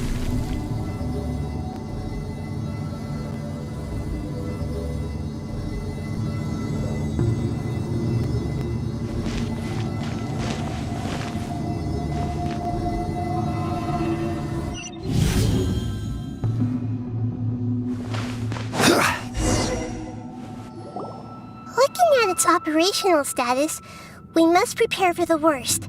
The god they wanted to create is likely close to completion or already completed. Oh no! What should we do? Paimon can't— Are you nervous, Paimon? If you really want to know, of course Paimon's nervous! Yes, I am. This is probably the first time I feel not just nervous, but curious? Curious about our fate. To me, everything we perceive in this world, everything we learn, and if it's a form of knowledge, then it can be understood. However, only fate is about that which has yet to occur. So to me, fate is the ultimate knowledge. That's also why I love observing humans and all the things that happen to them. It all brings me great satisfaction, and now, I will personally experience my own fate with you by my side. Isn't this such a so that's what you mean. Paimon thinks she understands what you're feeling. Agreed. Okay, let's continue on. I can sense his aura from here.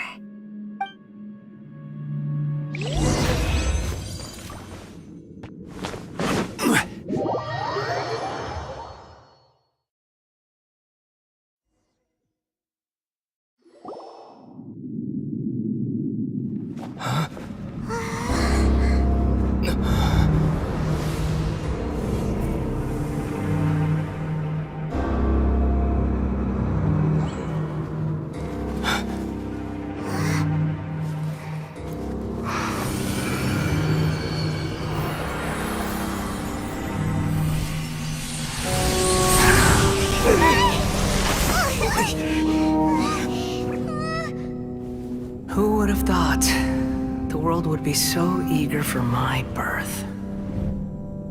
I remember you, Booer, the god of wisdom, and standing beside you, the traveler. Is he all-knowing and powerful now like Greater Lord Rukkhadevata? No, I can't feel the same kind of divinity I felt from the Greater Lord.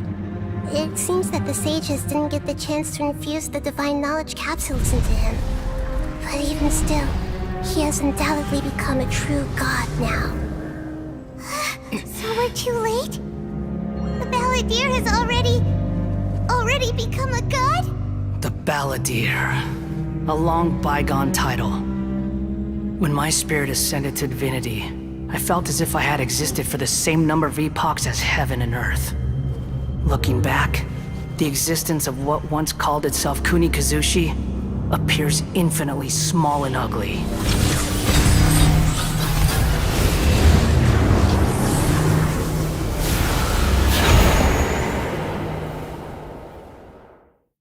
The symposium imposing aura. It really feels like the gods. A body that capitalizes on the Balladier's original construction as a mechanical puppet, with the Gnosis serving as a constant power supply. How much effort and resources did the sages put into this? From a purely technological perspective, it's a commendable achievement indeed. It's no exaggeration to say, this is the culmination of human wisdom. You sure are something! Dishing out compliments at a time like this? But I don't think he's reached the spiritual height of a god.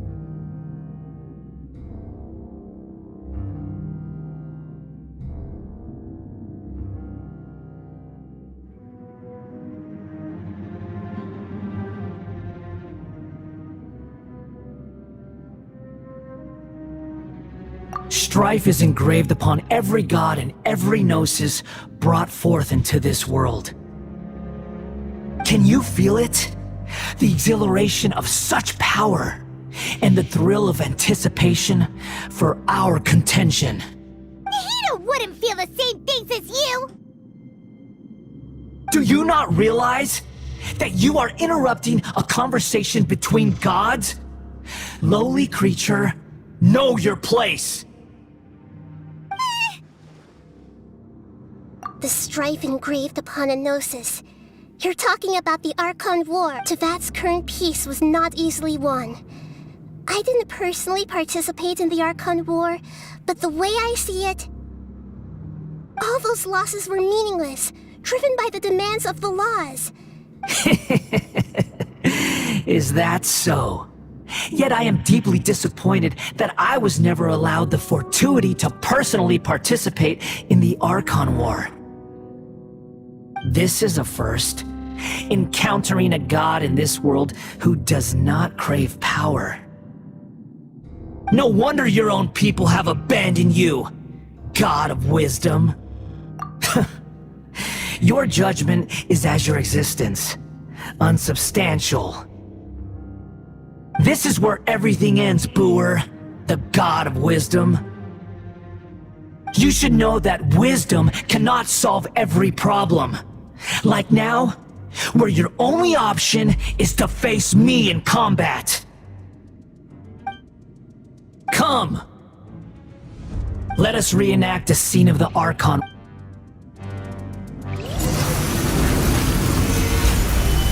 Perish!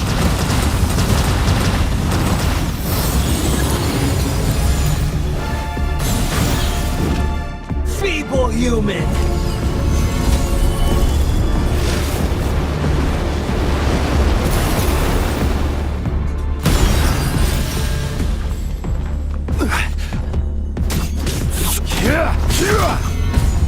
Insignificant past! This is order!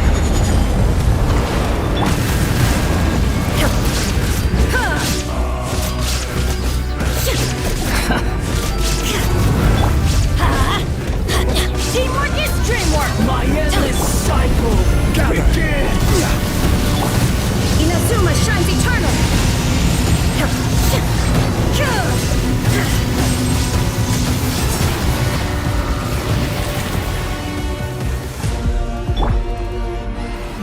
Stabilize! Perish!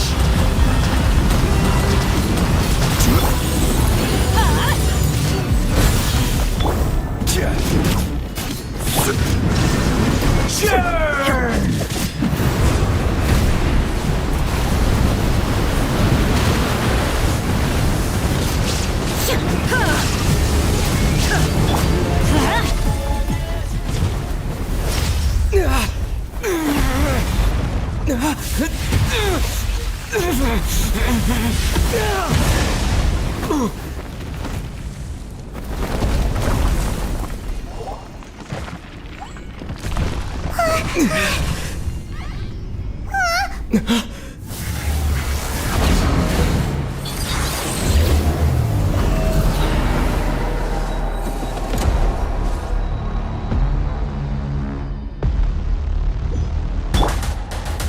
Solidify! Tremble!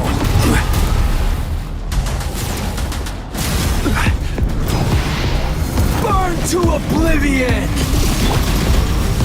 Illusion shattered! Kneel!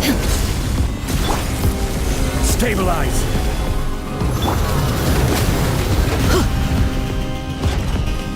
Time for a light show!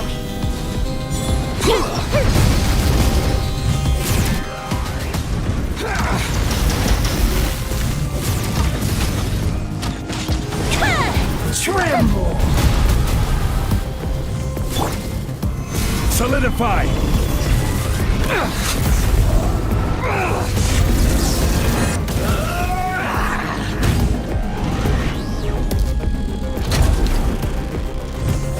Stabilize!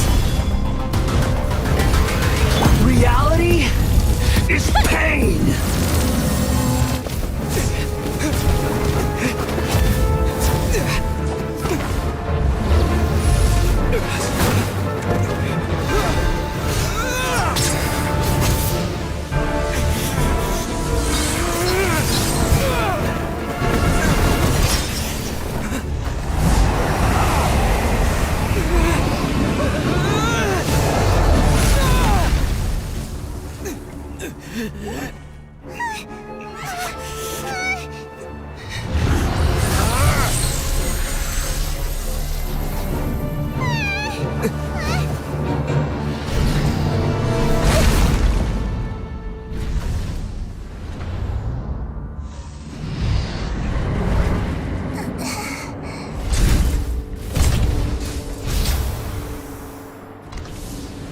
This is supposed to be a battle between gods, yet you choose to hide behind a mortal.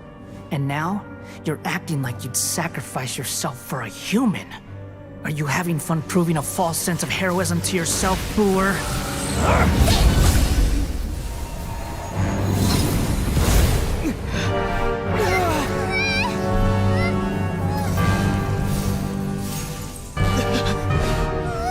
The data collection is almost complete. Do you even know how many times you've tried to take my gnosis from me?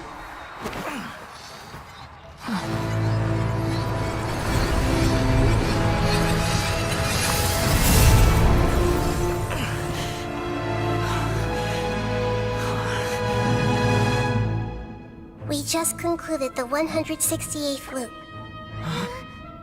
Did you know that in the effort to create you, the people of Sumeru were forced to live through the exact same number of Sub-Zerus festivals and Samsara cycles? The power of dreams. When did you use it on me?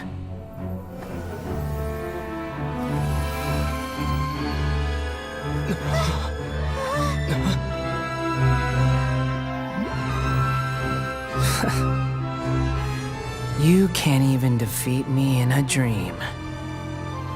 What do you hope to achieve with this little trick? Come, Traveler. Just like before.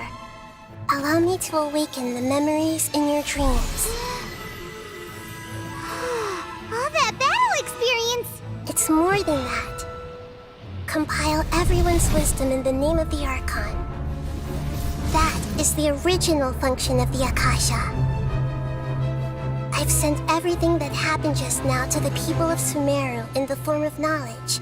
I've asked them to help you find a way to defeat the false god.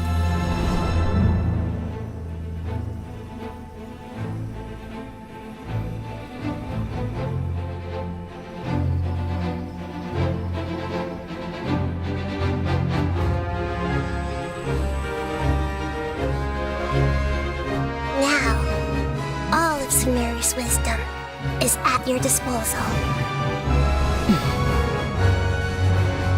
Meaningless tricks won't save you.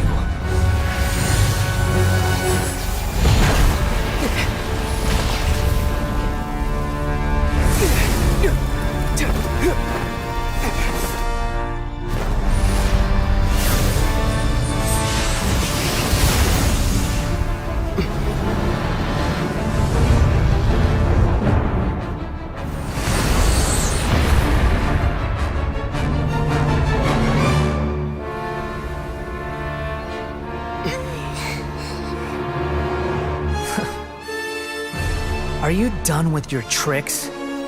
Can I finally take this as a real battle between gods? I'll leave this to you. The first sage of Boor.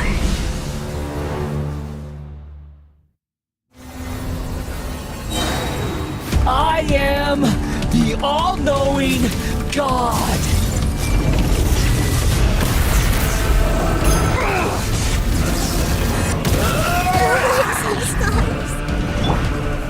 Gather! Burn to oblivion!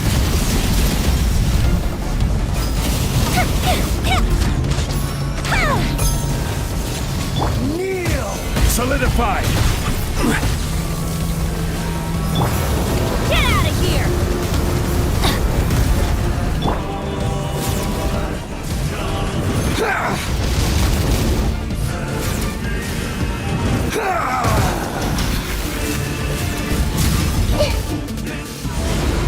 Tremble! Make yourselves at home. Grow. Reality is pain!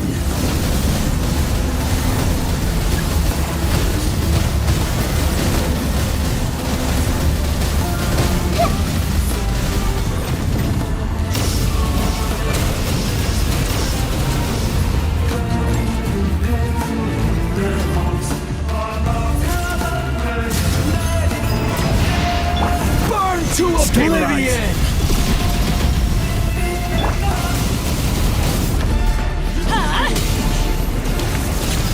Kneel!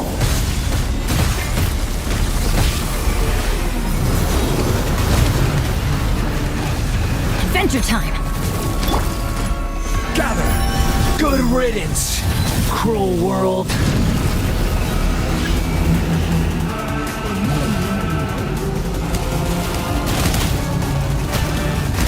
Order guide you. Solidify! Fuse is lit.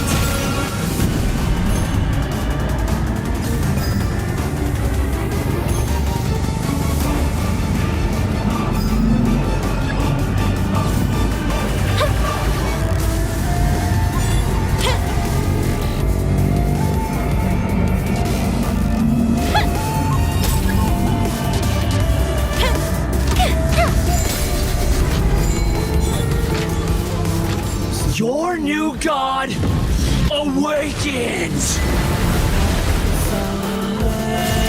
Now, your eyes have been opened.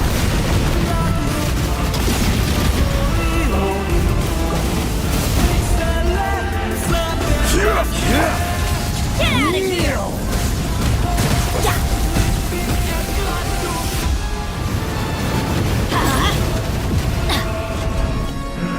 Adventure time! Tremble! That's gonna hurt in the morning!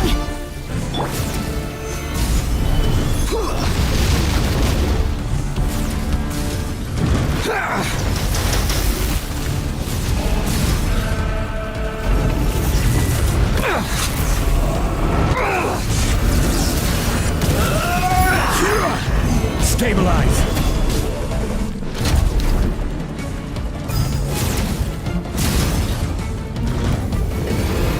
Reality is pain!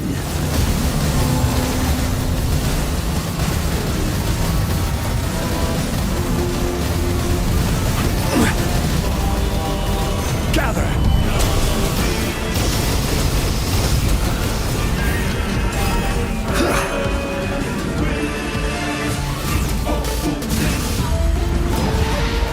Burn to oblivion! Solidify! Get out of here! Kneel!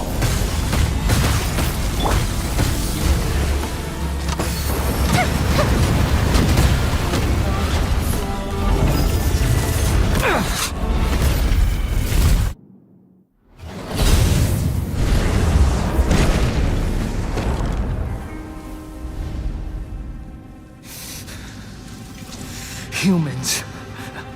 Filthy humans.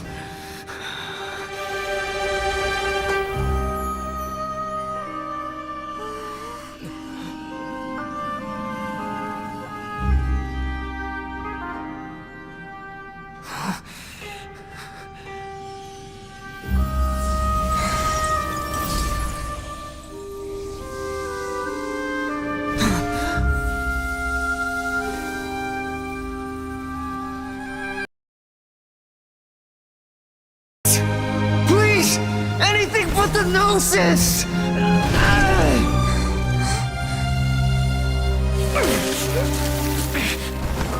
That's mine! Don't even try! I'll never go back!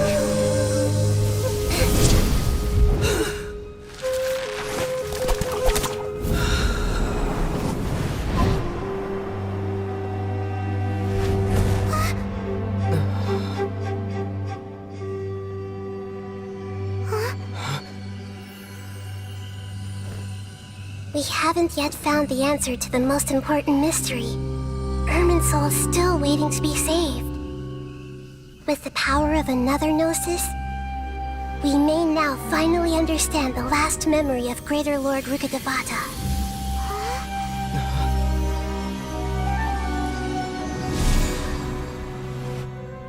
This is... That's right. This is the last memory of my predecessor.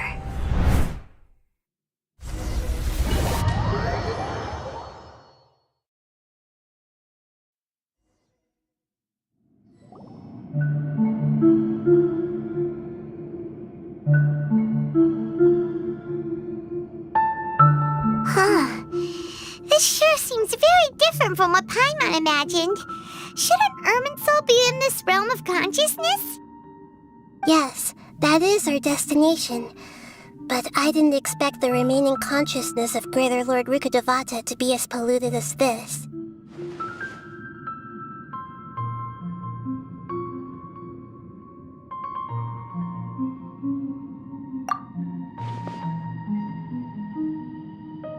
Forbidden knowledge? It seems you know about a concept that even I don't completely understand. Could you tell me what you know?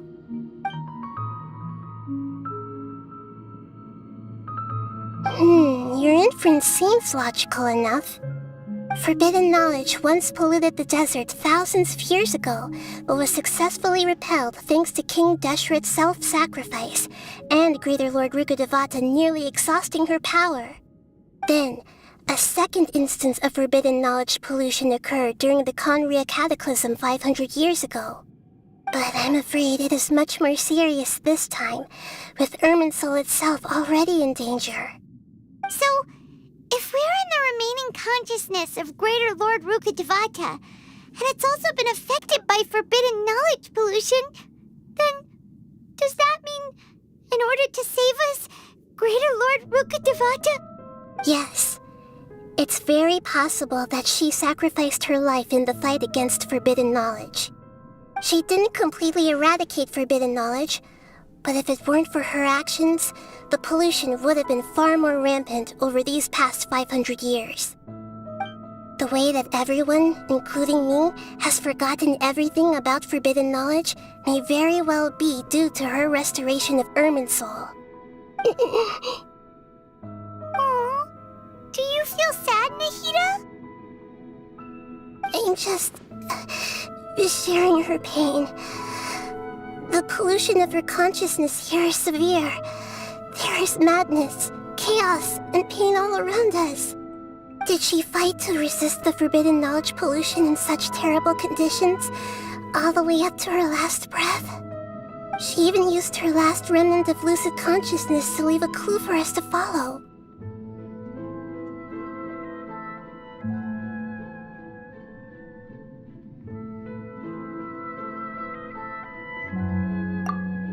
Yes, her words were distorted by forbidden knowledge, so that's all we could hear. But now, we have a chance to find the answer to this mystery. We can cross the polluted consciousness until we found the right path to meet with her lucid consciousness. And then, we'll let Greater Lord Rukkhadevata tell us the truth in person.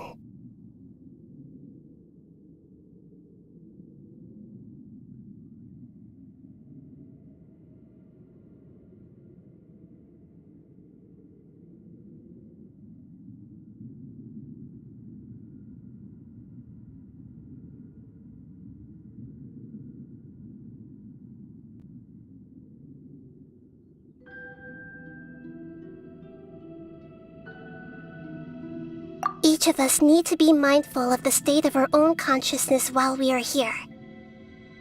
Even with the Gnosis' protection, we must always keep a clear mind.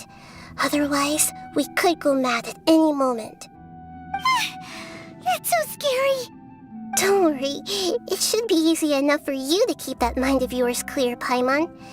Let's go.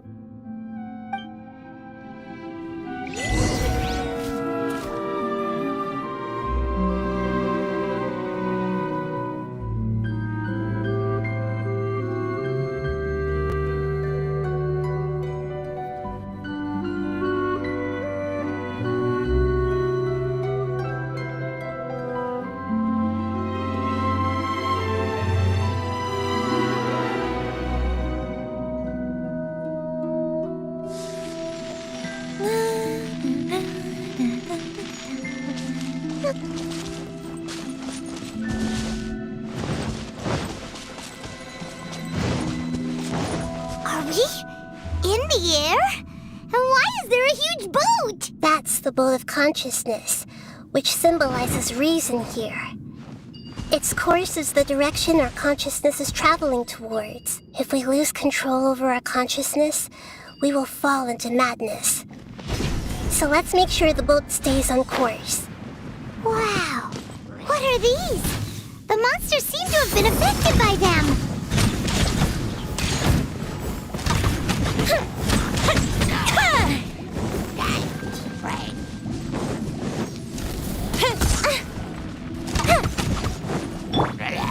Stabilize!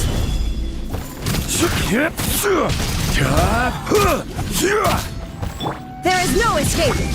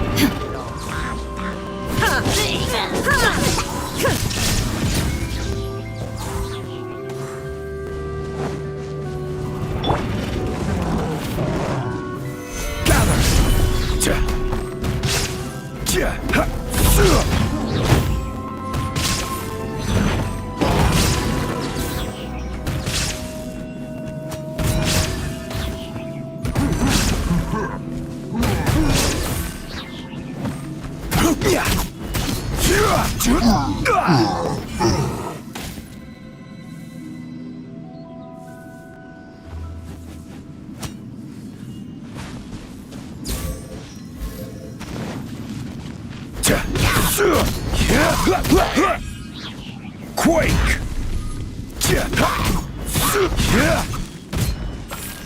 Fire hazard!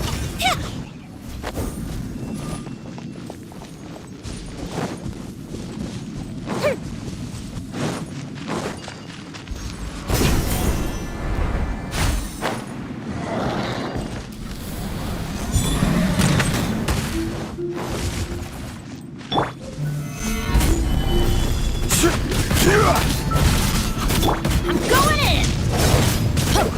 I will have order. Torn to oblivion! Look! A glowing sigil has appeared in the sky!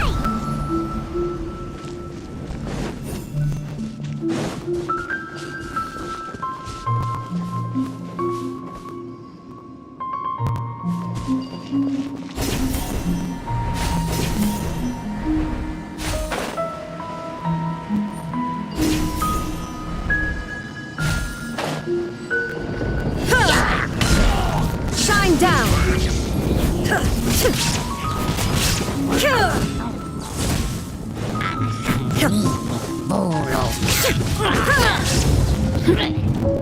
There is no escape!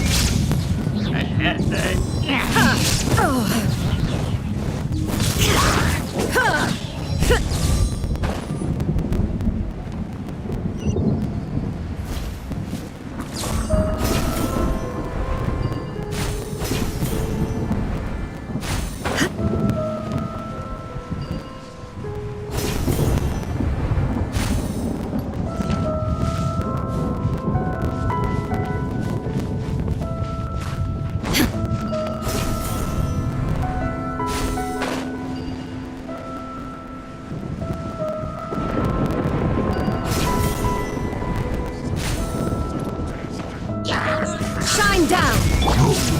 Stabilize! This is order!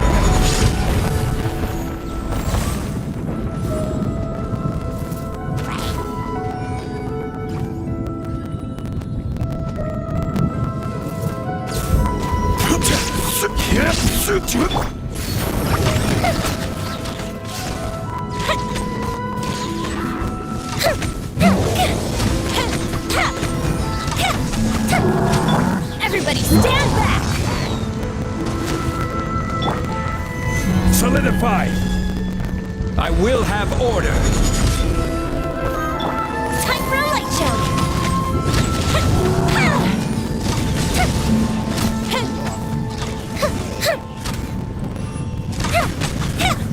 To control the boat of consciousness, we need to find the helm first.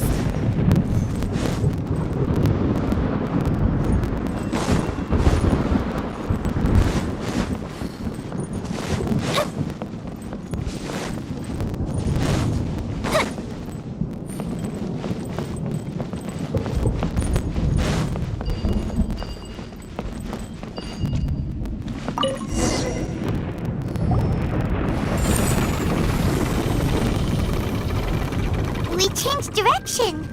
Are we still going the right way, Nahida?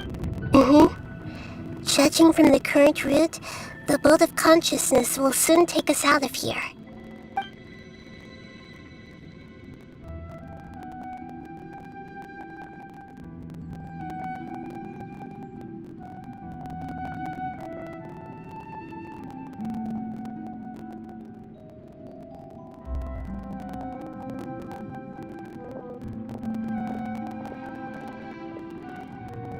We'll be arriving at our destination soon.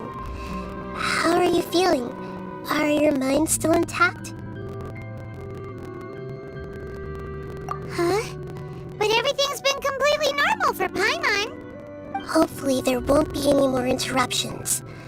This time, we should be able to meet Greater Lord Rukkhadevata. Are you saying you've never met Greater Lord Rukkhadevata before? No.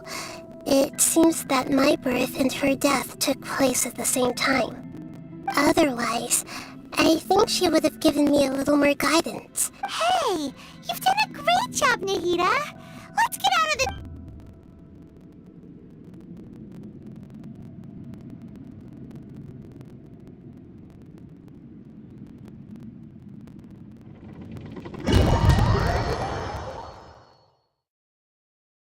So, is this the place you were talking about? The base of Irminsul?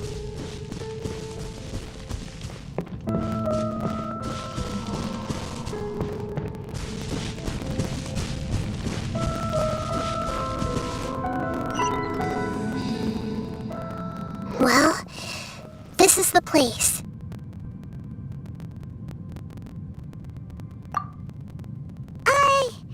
We're here to find Greater Lord Rukkhadevata, right? But the one standing over there is... Is that... me? Are you... Greater Lord Rukkhadevata? Yes, that's me. Are you surprised by my appearance? Irminsul and the surrounding lands have been reproduced here as they were years ago. But this is just a realm of consciousness. We are manifestations of the same nature. Hence why we would appear exactly the same. We're of the same nature? Why? Because you are me, and I am you. You are me in the new samsara. The new samsara? As Greater Lord Rukkhadevata, I'm the avatar of Irminsul. And you are the purest branch snapped from Irminsul. Imagine it this way. Even if a tree dies, its branches will eventually take root and grow, continuing the tree's life in another form. I'm merely the remaining consciousness of Greater Lord Rukkhadevata. The real me has presumably died a long time ago.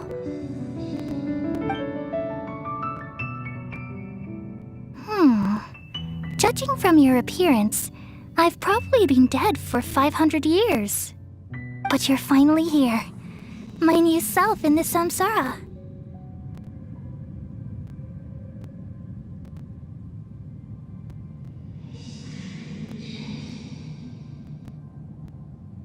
If this is true, then am I going to be a great Archon like you someday? Though we share the same nature, our fates are bound to be different. All things have their own fate. When a branch grows into a mature tree, it won't be the same as the original tree. That's why fate is the ultimate knowledge, isn't it? That's a great insight. Yes, very good. It's also precisely why you won't become like me. Really? But perhaps you may become an even greater Archon than I. I already see a determination in you that I didn't possess in my time, and the future that it leads you to will be yours alone. Along with the blessings from your past experiences. Don't worry. The growth of wisdom is like that of a plant. You only need to wait quietly for the flower to bloom. Come to think of it, the sages never had the faintest inkling of the meaning of wisdom. Thank you. Nothing makes me happier than discovering that the Archon I always admired was in fact myself in another fate. It's so nice to speak with you, Greater Lord Rukkhadevata. I've always wanted to meet you. The feeling is mutual. From the moment I snapped the branch off Irminsul and created you, I've also looked forward to talking with you. Could you tell me why you wanted to create me? And what exactly happened when you died? Ah, I see. You're here seeking answers, right? Everything that day, even the sky itself, changed into a color like this.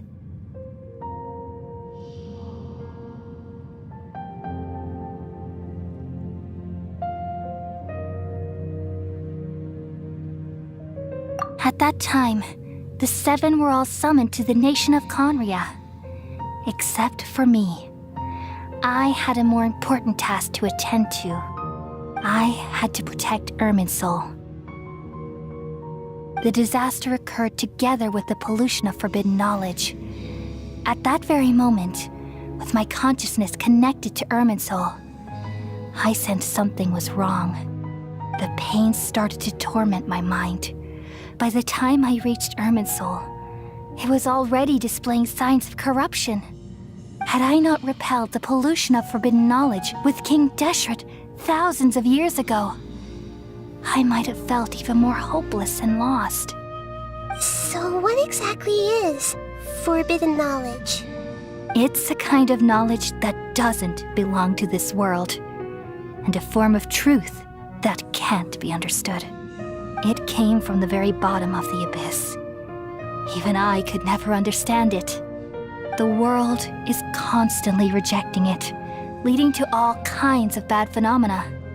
If we allow forbidden knowledge to pollute Irminsul, I'm afraid the entirety of Tevat could fall apart. So, there's knowledge that even the God of wisdom can't understand? At that time, I knew I couldn't repel the forbidden knowledge with my strength alone. Which is why I created a device that compiled human wisdom and named it the Akasha. It's truly the world's most amazing invention. Thank you. For a long time, I thought dreams were the fruit of human wisdom. Though it was selfish to do so, I borrowed people's dreams using the Akasha. Then I compiled their wisdom and all of my own power. Well, did it work? Thanks to the wisdom of the people of Sumeru, almost all the forbidden knowledge was cleared from Irminsul. But things didn't go as smoothly as I thought. I had a terrible headache, which gave me an uneasy feeling. And then I remembered that my consciousness was also connected with Irminsul. It brought me knowledge and wisdom, but vile corruption as well. From the very beginning, my existence had been polluted by the forbidden knowledge. Oh no! How could that happen? I've experienced that pain in your consciousness. It must have been a horrible experience. Yes, but my feelings weren't important. The important thing was that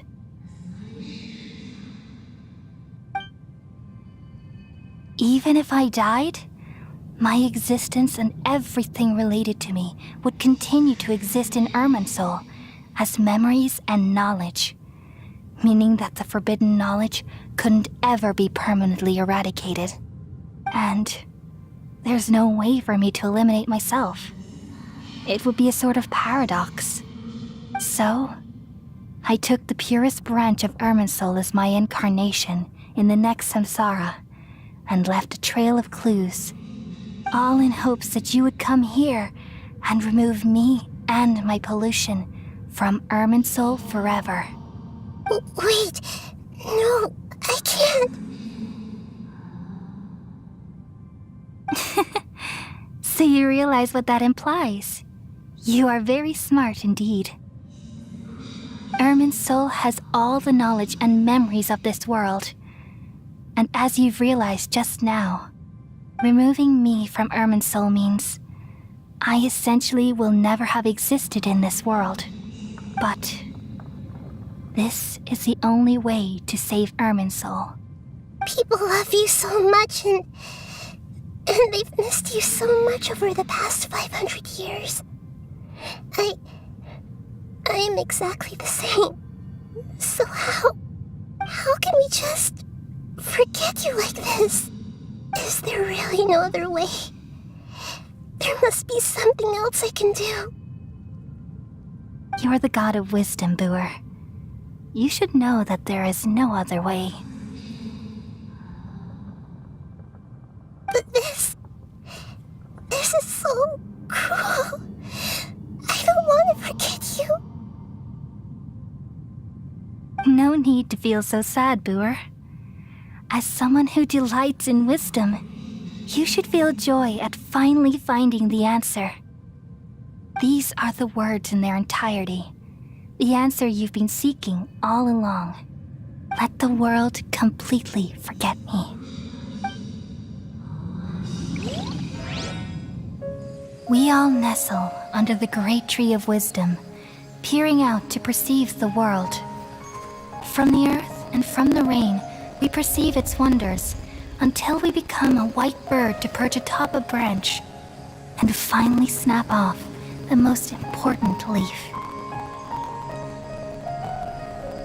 Once upon a time, I alone dreamed in this world. In my dreams, everybody would also dream after they fell asleep. Wild and wonderful thoughts would emerge from their minds. Some tumbled to the ground, and others floated to the sky, connecting all things in the world into one dazzling net. Among a plethora of worlds were numerous smaller worlds, all of fate, finding within the tapestry their brilliant glow. I gradually understood that these indescribable and constantly changing things are the most profound things in the world. Only they can completely repel the madness. Only dreams can awaken consciousness from the deepest darkness.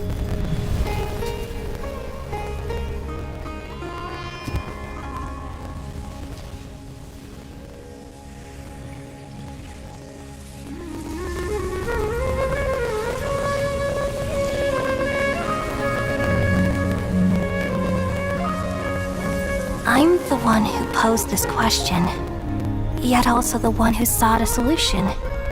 Saving the world with the dreams of the people used to be my answer. And now, you've also found your own answer, and I shall return all the dreams to the people.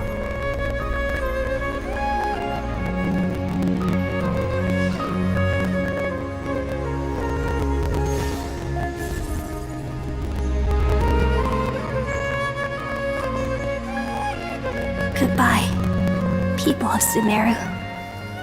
May you be blessed tonight with the sweetest of dreams.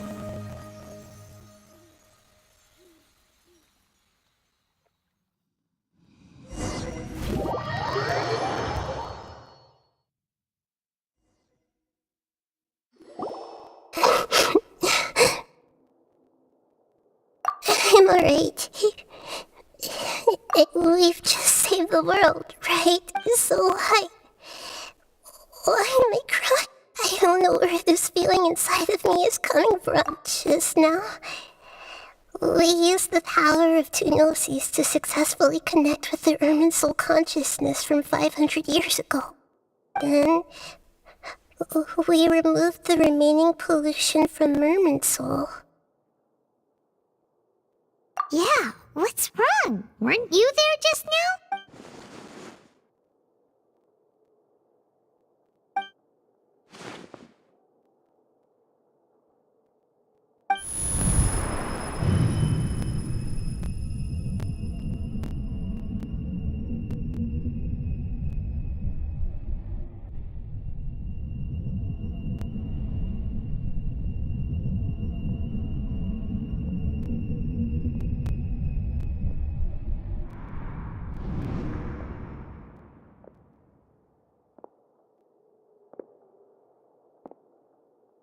Huh?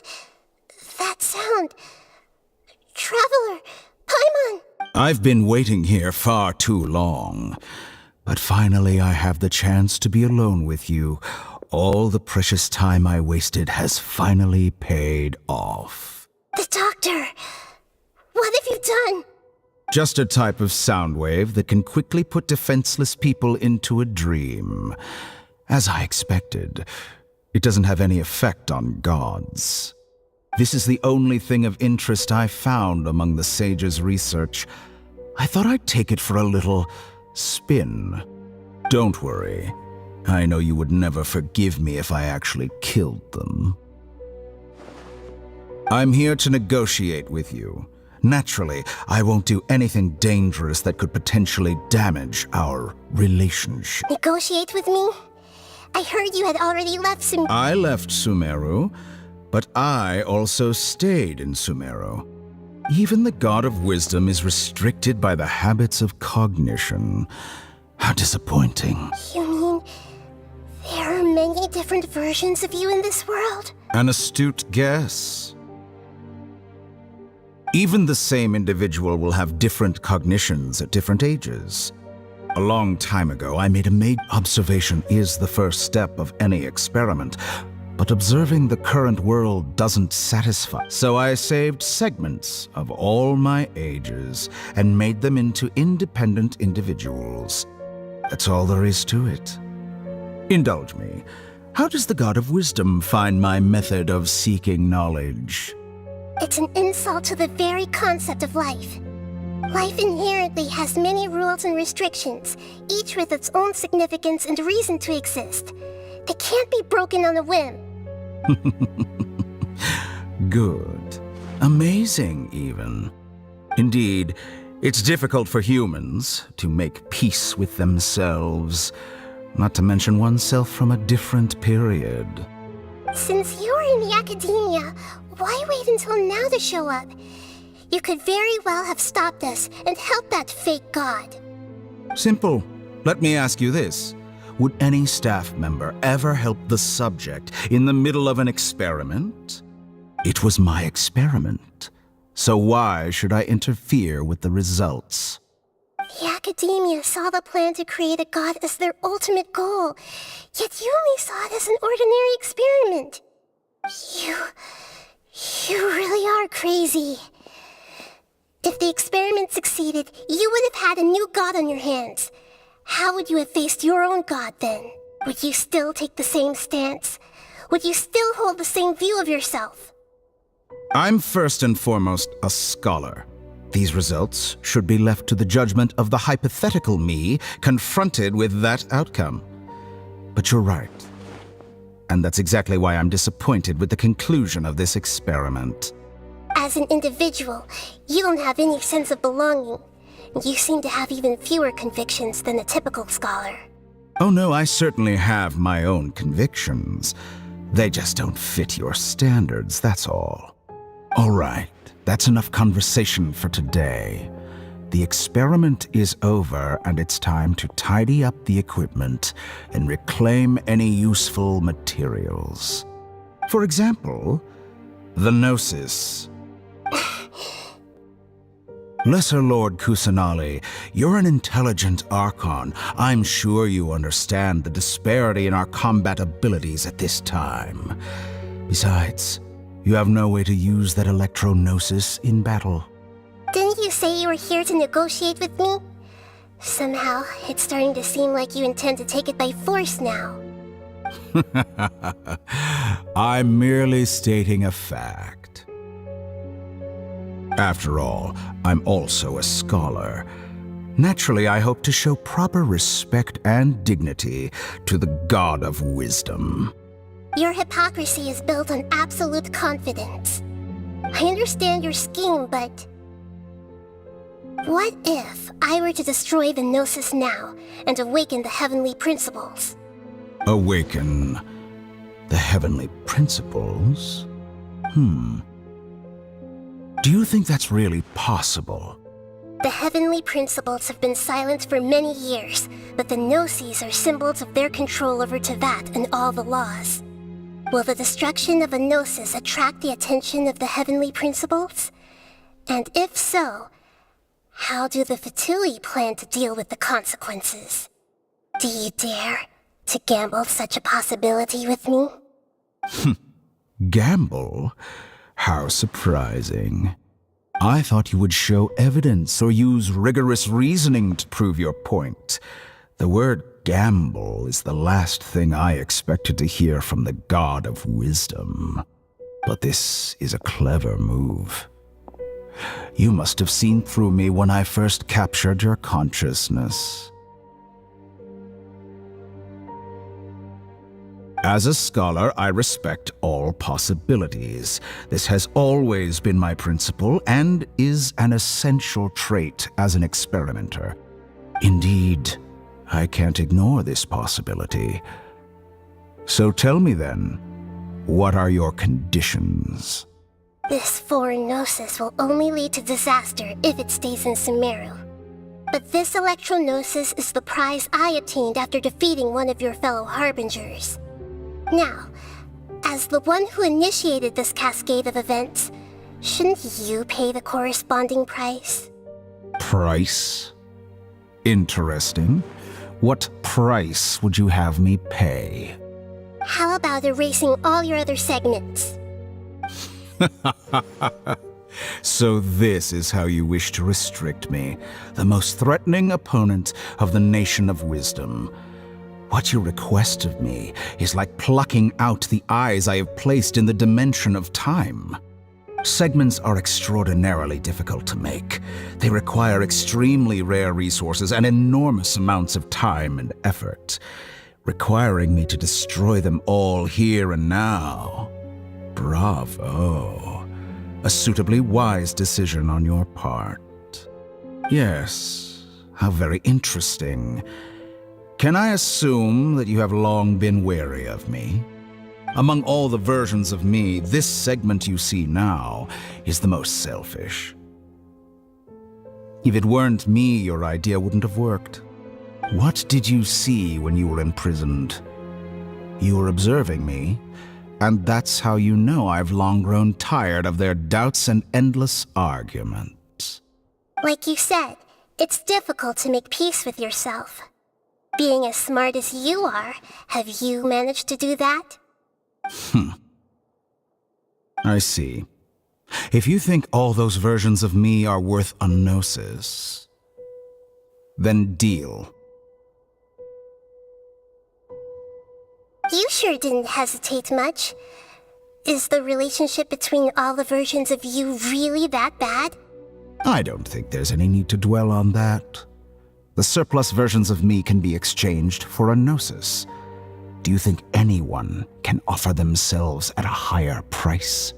Besides, with my abilities, it's only a matter of time until I find better perspectives.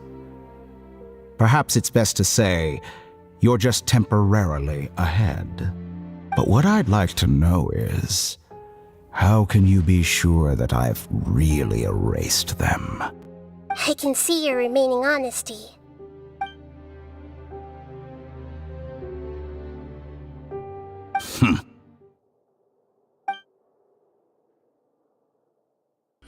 What a ridiculous decision! You can't be serious! How could I have been so short-sighted? You think this is the end? Wait. I'll have my revenge! You'll make Good this moment riddance. count.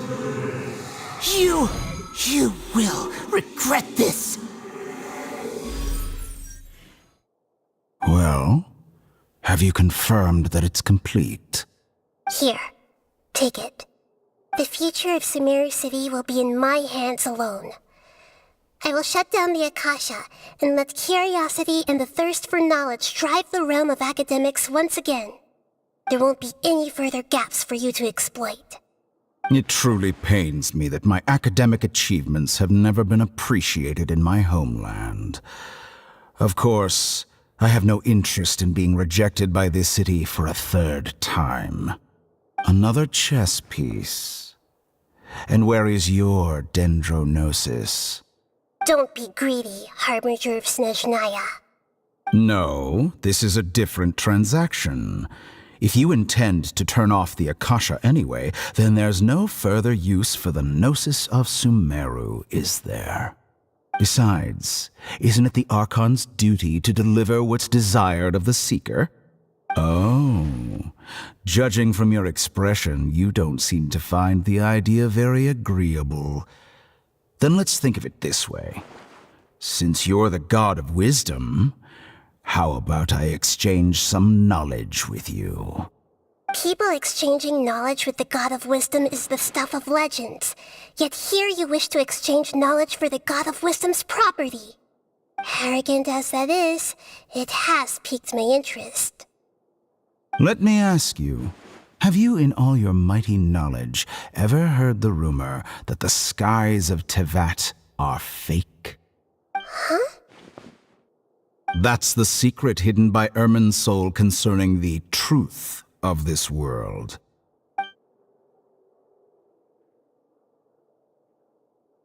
Once I finish telling you about this, it will be time for me to say goodbye. With negotiations, we've all gotten what we wanted. I'm very glad I got to meet you like this. Your arrogance may know no bounds, and convictions may mean nothing to you. But I'll still listen to what you have to say.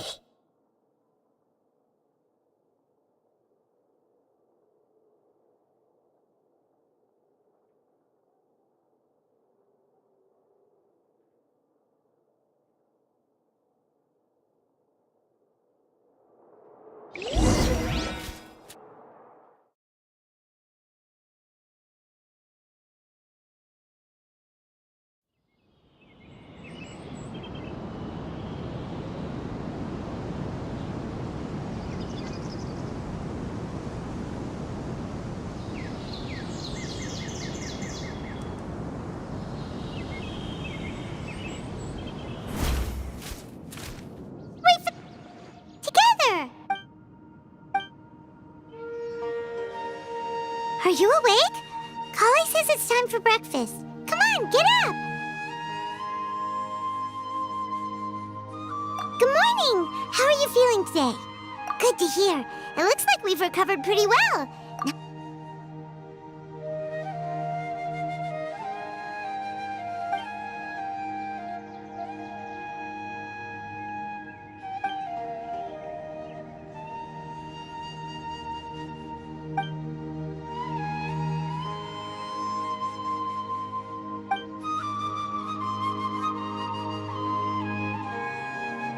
Traveler, let's go!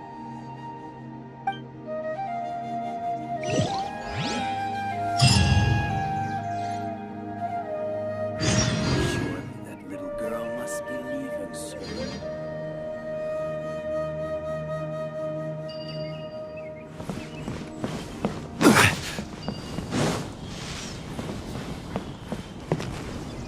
Good morning! Looks like you're awake. Yep, yep.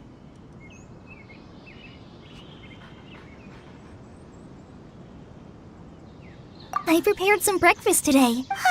It's nice to have you. Well, now that I've recovered from Elazar... And Paimon bets they're... Oh, by the way, someone brought a letter for you after you went to sleep last night. Nope. Paimon wanted to read the letter with you after you woke up. So Paimon didn't open it. Alright, let's read it now. Oh, it's from Nilu. Ahem. We're going to hold a feast at the Grand Bazaar and celebrate Cyano's reinstatement as the General Mahamatra. As heroes of Sumeru, please be sure to attend. I'll wait for you. The date of the banquet is written on the back. It's in 2 days. Oh, I've also heard that you've become heroes here as well. That's amazing.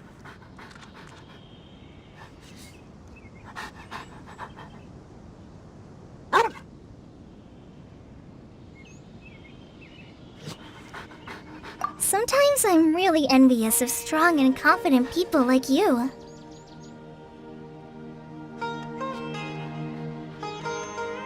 Oh, you're embarrassing me. Anyway, let's go to the Grand Bazaar to have a look. Oh, before you leave, be sure to inform Master Tainari.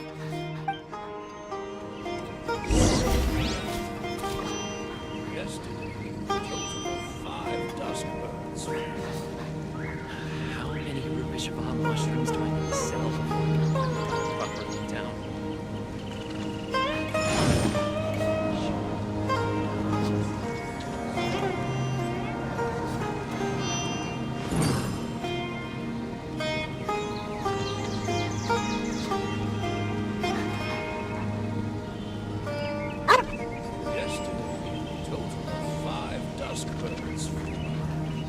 Osmanthus wine tastes the same as I remember. But where are those who share the memory?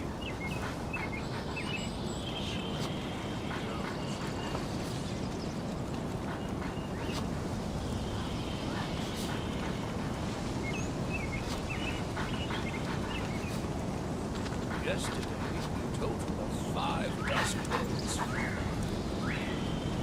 Every journey has its final day. Don't rush.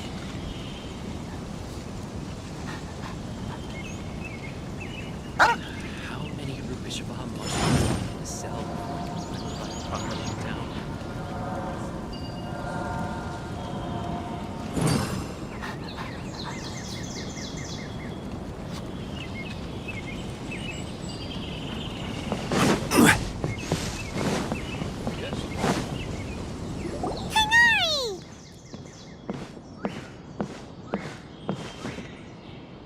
Good morning. How do you feel? We feel much better.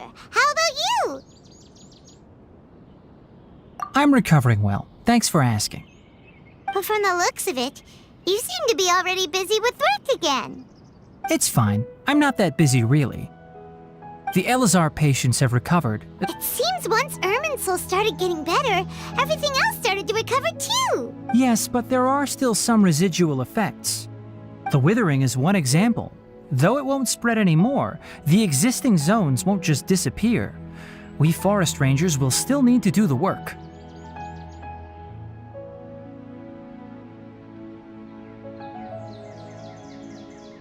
By the way, we have some good news. Sino got his position back. This news is hardly new. He had already mentioned it to me before. Huh? You mean he was already here? Why didn't he come to say hi to us? He visited once, but he was afraid of disturbing you while you were resting. He just asked me a few questions and left. And you probably already know all about the celebration feast. Celebration feast? No, I haven't heard anything about that. Huh? But didn't Nilu say in her letter that they would celebrate Sino? He didn't tell you? Perhaps, or alternatively, he doesn't know about it either. Come to think of it, Sino doesn't seem like the type who'd enjoy a celebration feast.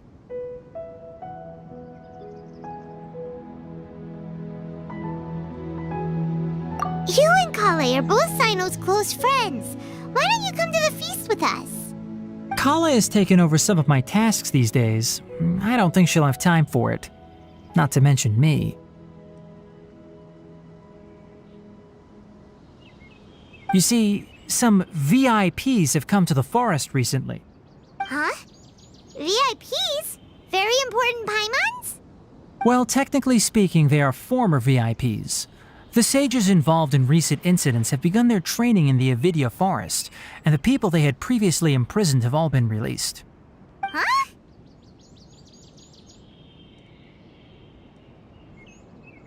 Yes, he's a little weak, but he isn't injured and his condition is stable. Lesser Lord Kusanali, in her boundless mercy, has decided to spare Azar and the other wrongdoers. Supposedly, they were ashamed of their shallow ideologies and have decided to dedicate the rest of their lives to cultivating wisdom in the Avidya forest. When they learned that Lesser Lord Kusanali had defeated the Balladeer and saved Irminsul, they were shocked at first, but also became happy, feeling that the sacred light guiding them on the path of discovering wisdom had begun to shine once again. As a result, work has increased for the forest rangers. That sounds really exhausting. There's nothing we can do, really. But that's another topic. Back to the matter at hand. Are you two planning to head out? Ah, right! We're here to request permission to head out. Would that be okay? You've recovered well. You may go, but be careful. Yay! Will do!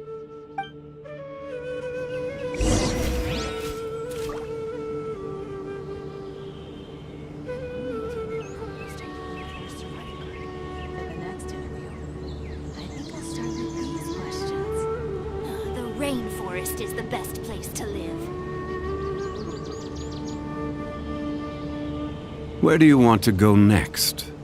If you'd like to see Liyue's tourist spots, I have a few references. Osmanthus wine tastes the same as I remember. The rainforest is the best place to live.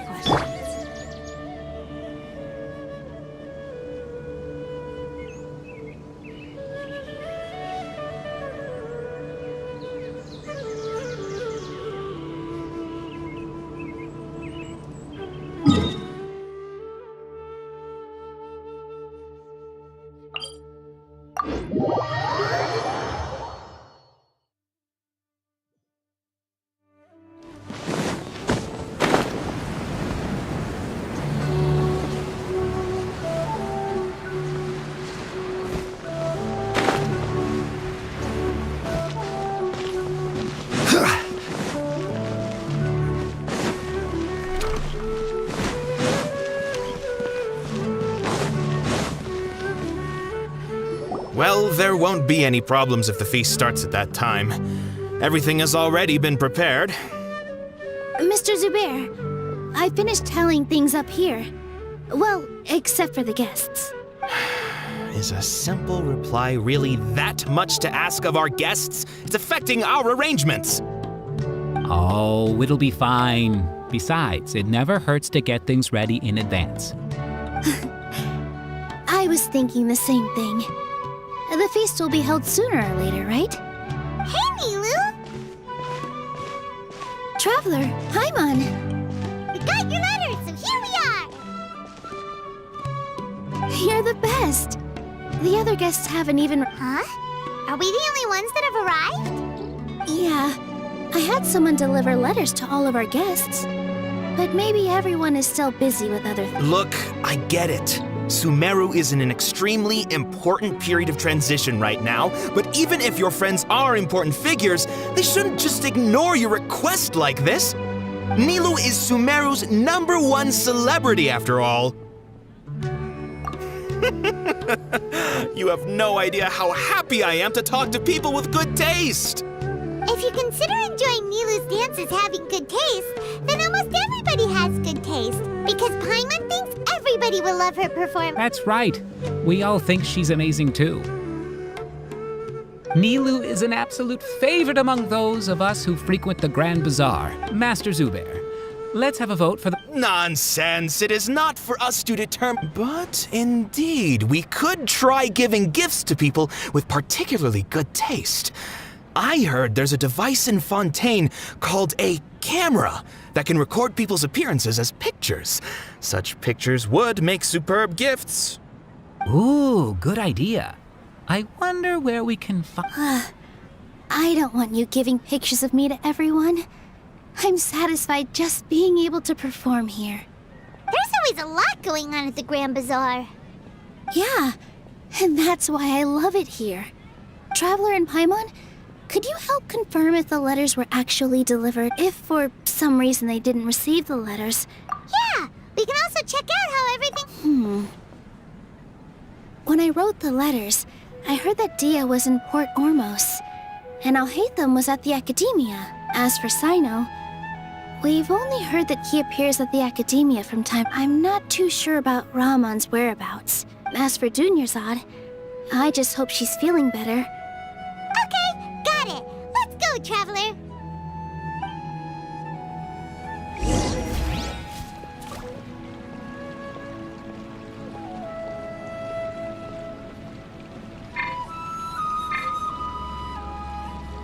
This is order.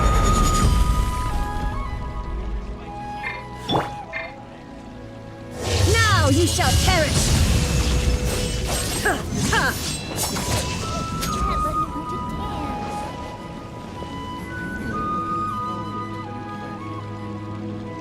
I'll go to the Adventurers Guild later. Yes, please do. It could be our... I think it's an... And Nilu will... I've heard that this... Oh, should... No. You really think so?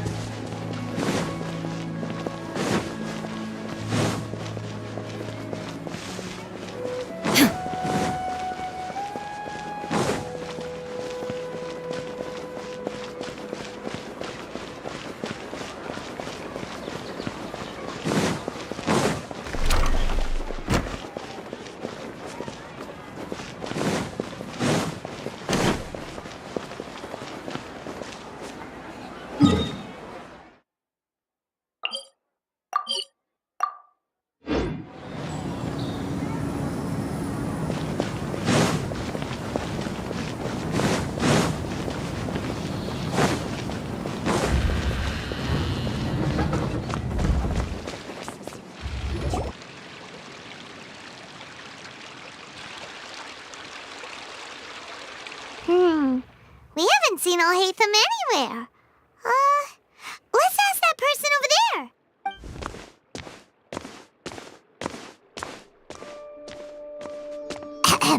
Hey there, have you seen Alhaitham around?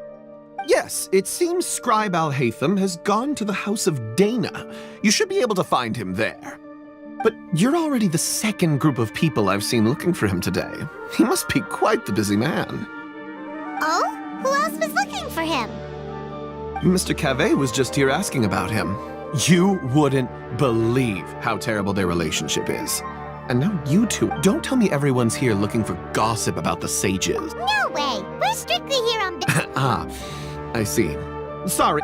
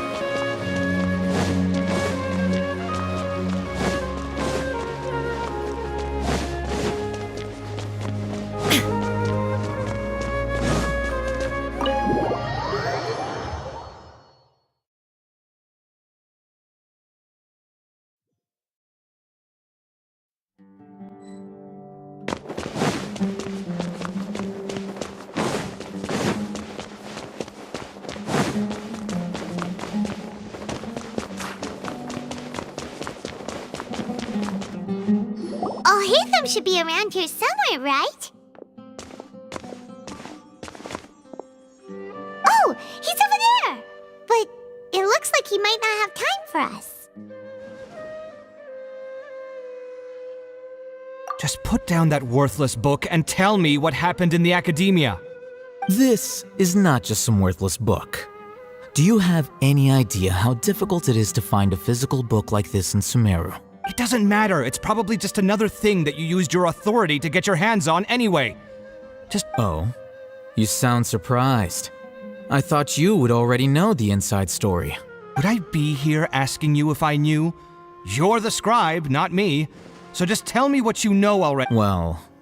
Huh? Oh, don't sound too surprised now. You're the renowned Kaveh, light of the Ksharawar. Besides, as a master builder and craftsman, chances are you'll be appointed as a sage too. Why do I feel like you don't really mean it? Huh. What makes you say that? Why would you question my heartfelt sincerity? Maybe it's because you've never said anything good about me before. Yeah, well, I share a similar sentiment, and anyone who knows you as well as I do would surely do the same. Oh, you... See? This is why I hate discussing anything with you. Your ridiculous and arrogant attitude always gets in the way. It seems that you really can't stand my personality.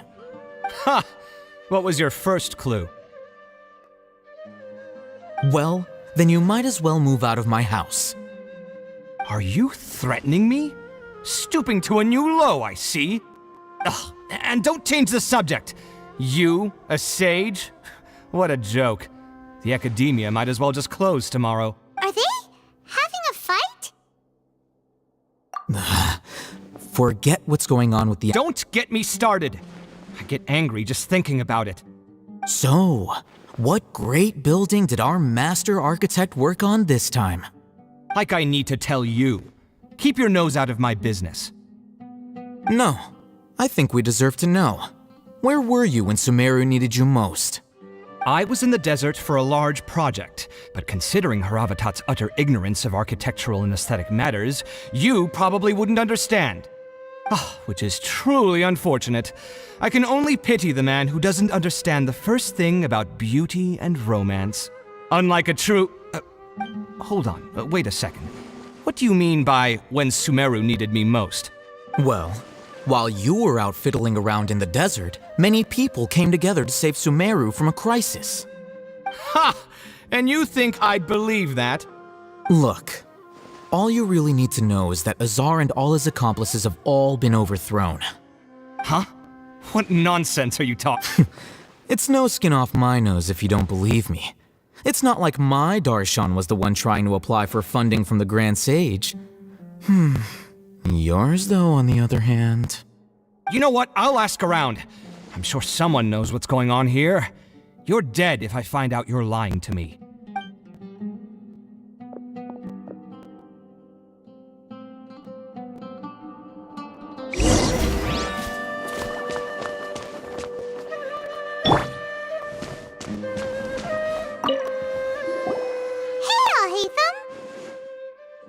Oh, it's you two. What's the matter? We're running some errands for Nilu. Have you received her letter? Letter? Nilu said she sent out a letter inviting everyone to a celebration feast in 2 days at the Grand Bazaar. We'll also be celebrating Zaino's reinstatement as General Mahamani. If she addressed the letter to Alhaitham of the Academia, then the letter should have gone to my office. I've been busy these days, so I haven't had time to check for any new mail at my office. I only now have some free time to attend to personal matters.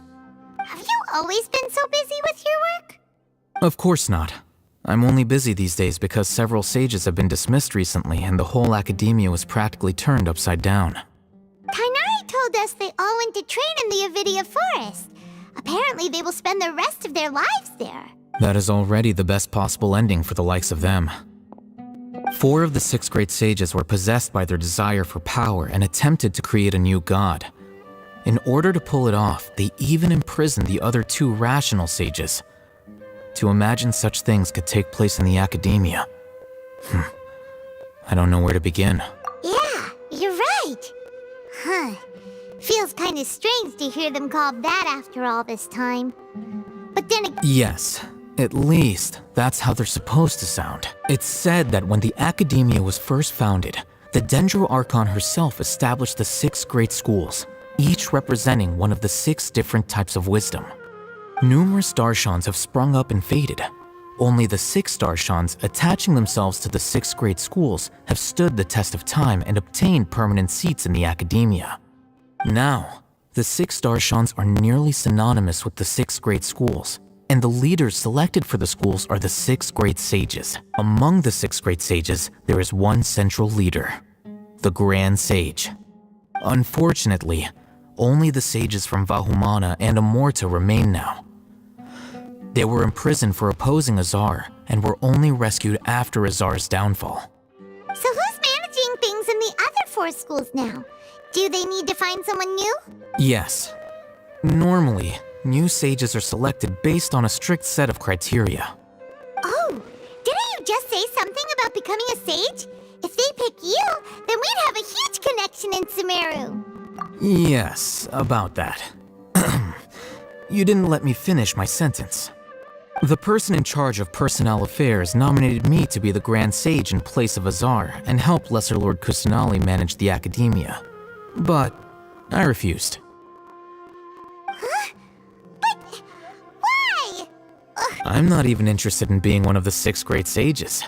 Like I said before, I don't like being a leader. Oh, all right. That's not my job either. I'm only responsible for handling important affairs within the Academia before the new sages take office. And the first thing I'll do is reject Kasharawar's application for funding. By the way, who was that other person just now? Do we look like friends? Paimon doesn't know. That's why Paimon's asking. His name is Kaveh, my roommate. You could say he's the representative for Ksharawar scholars. Which is exactly why he always has so many... So everything that's happened recently must be a huge change for the people of Sumeru. Such as the work of the Academia Scribe. Well, anyway, no matter how busy you are, since you are our planner, remember to attend the celebration feast in 2 days. Alright, I'll see you there.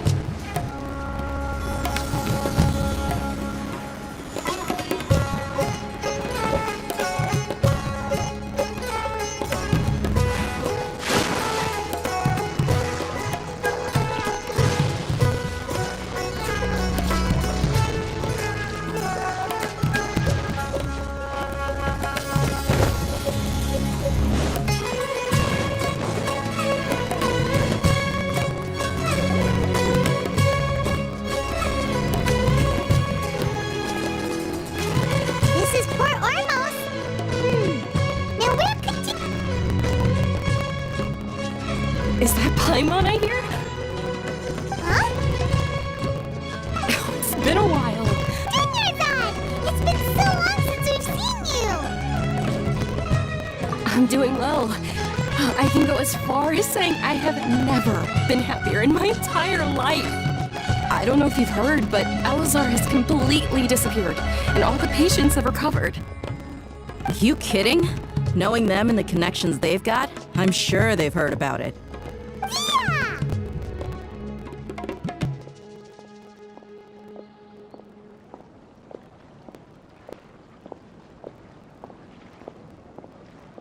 That's right. My lady is feeling better now, so I'm accompanying her for a walk. Why do you still call me that, Dia? You've already informed my father of your resignation. I guess I'm just used to calling you my lady. Old habits die hard. Resignation? You mean you're quitting? Yeah, I might start losing my edge if I keep being a bodyguard for the Homayanis. You know that my parents and I are fond of you, and that we appreciate you very much. It wouldn't be a problem if you wish to continue to be our bodyguard. I'm not a woman that's easily persuaded. You should know that by now, my lady. When I took this job, I had already decided that I'd quit as soon as you'd recovered. It's time for me to get back out there and chase that horizon. So what are you gonna do now if you're not gonna be I want to take a risky job and put my body to the test again. Huh? But we literally just finished one of the most dangerous jobs ever! Are you getting bored already? I know. If I hadn't joined in that plan with you, I wouldn't have come up with this idea. I guess I still get fired up by that feeling of going all out in a fight. It made me realize that I'm still a mercenary through and through. Life is short, and I'm happy that I got to be a part of that operation. But the whole thing also made me realize that there are still many problems in Sumeru. Well, I remember a friend had someone bring you a message. You mean I'll hate them? I didn't expect him to still remember that. I thought he was joking. We just came from talking with Alhaitham at the Academia. Did he tell you that he suggested that I come work at the Academia? What? I heard that Azar and his cronies fell from power, and Alhaitham told me that now was a good time to find a job in the Academia, but only if I wanted to. Whoa. Paimon can't see you being anything other than a mercenary. Me neither. But I think Dia would look great dressed up as a scholar. Ugh, forget about it. I wouldn't last 10 seconds in there. Alhaitham probably just liked the way I worked and knew I'm good in a fight. So he suggested I find— But you know, if you take him up on the offer, Sino might actually agree and let you become a Matra. Because you're super amazing! The Matra have all the talent they need as long as they have Sino. I prefer to be free to live however I choose. In fact, I chose this job from the very start because I knew it'd be right up my alley. Even if being a mercenary means facing all kinds of danger. A lion has to return to the wild sooner or later. If anything, being your bodyguard has been unfamiliar territory for me. I don't want to see you go, but I'll respect your decision. I'm glad to hear you say that. Come on, no need for the sad face. It's not like we'll never meet again. Once the whole Dendro Archon thing is settled, everything in Sumeru will take a turn for the better. But a peaceful society will probably mean less demand for mercenaries like me. Before long, we'll be a dying breed. So I'd better get to work while I still can. Huh? But wait a second! You make it sound like you're leaving now! Well, no, not yet at least. I promised my lady I'd stick around until next week. So, have you been in Port Ormos this entire time? We were wondering if you had received a letter from Nilu. Oh, did Nilu write to us? She heard that you were seen in Port Ormos, so she sent the letter here. Huh. It was probably sent to the inn that we're staying at.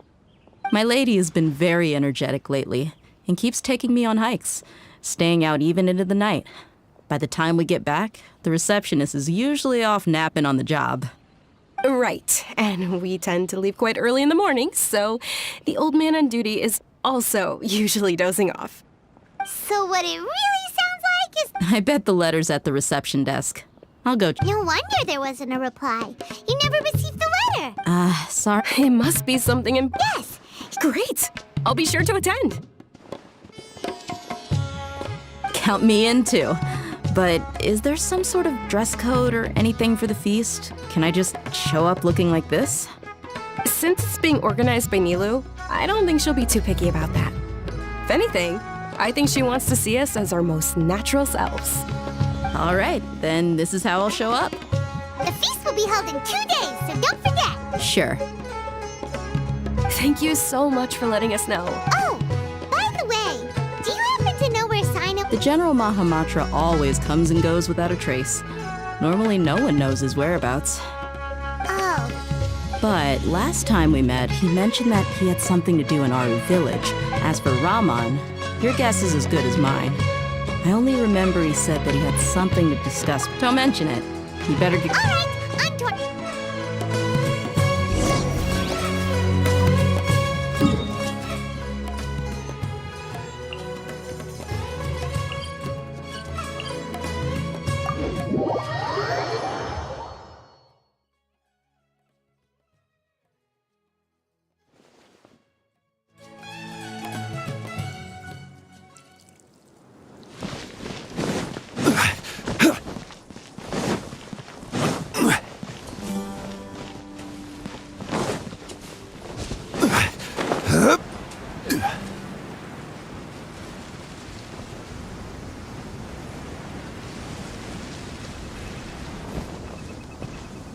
It's been a while since we last visited Aru village.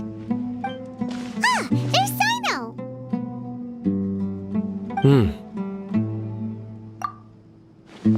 What brings you here? We recovered well, and Tanari agreed to let us leave, so now we're out and about again. It seems Gandharvaville's medical treatment is still as good as... And Tanari is recovering well, too. That's good to hear. Yeah, you're the one who brought us to him when we lost consciousness, right? Thanks for that. You're welcome. Tainari has excellent medical skills, and Kale is quite attentive. It was the best place for you. But why are you just... I'm meeting some people. Oh! I've already talked with Candace and but you know one of the people I'm... Oh, by King Deshret's blessing, my friend suddenly appears in the desert. Don't tell me you've run into trouble and need us to help. Roman! And... Oh, you know me? Oh, well... Don't worry, these are... I see.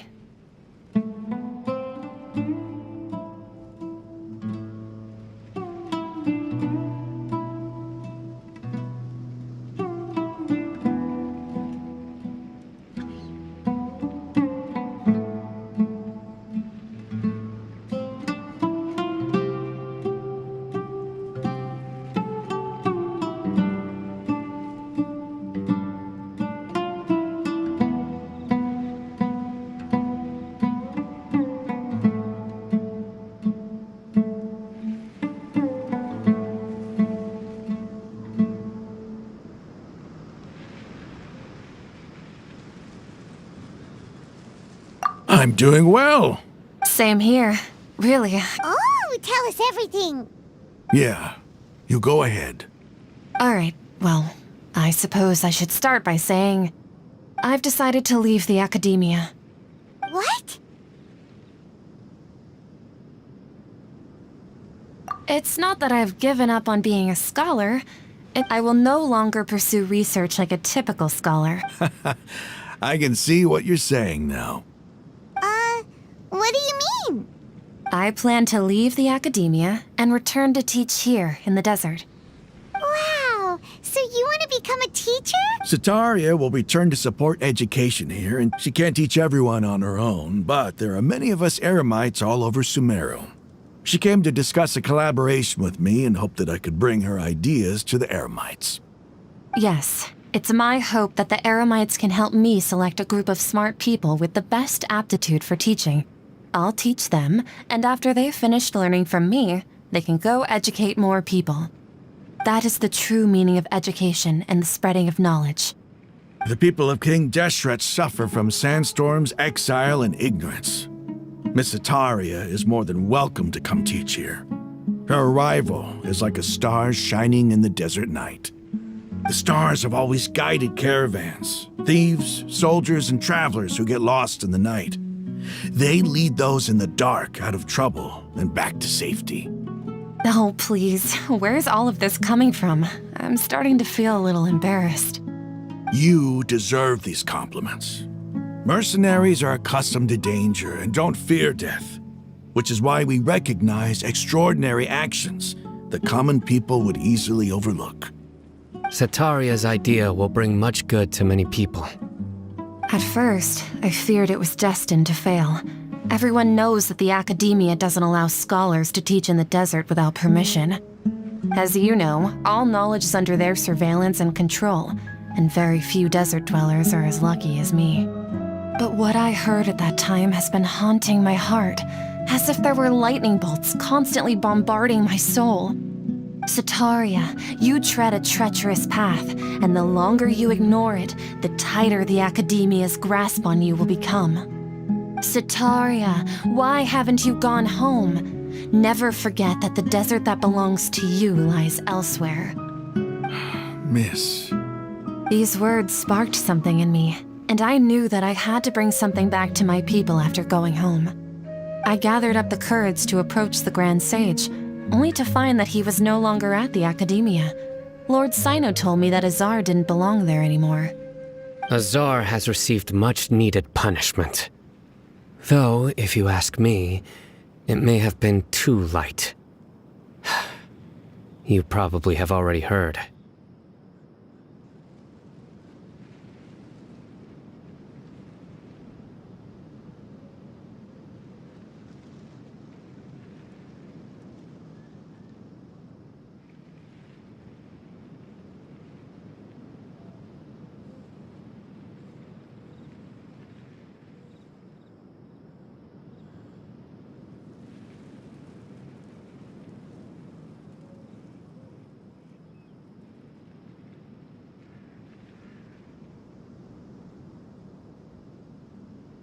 Lord Sino helped me obtain permission to leave the Academia for the desert, and accompanied me here to discuss collaboration with members of the Eremites. My plan was able to go smoothly thanks to him and Rahman. You're all doing so much for the desert. Aside from that, I also have some other business to discuss with Sino. Lesser Lord Kusanali has allocated many resources to support and develop the desert. I've done some business for her, and part of it required the assistance of the Eremite. I applied for a few batches of education. That's exactly. Apart from this, we must be persistent about This is the first time in hundreds of years. Remember these words. Here lies our faithful I hope people with wisdom. Enough about us. Are you here? No, not at all. Neva wanted to write to everyone. A celebration feast will be held. At the feast will also be although... Celebration? Feast? It's the first I've heard of it. Tainari was right. He really didn't know. This feast is for you, Sino. It's rare to see that kind of expression from Lord Sino. You must not like feasts very much. No, not really. But I'll go.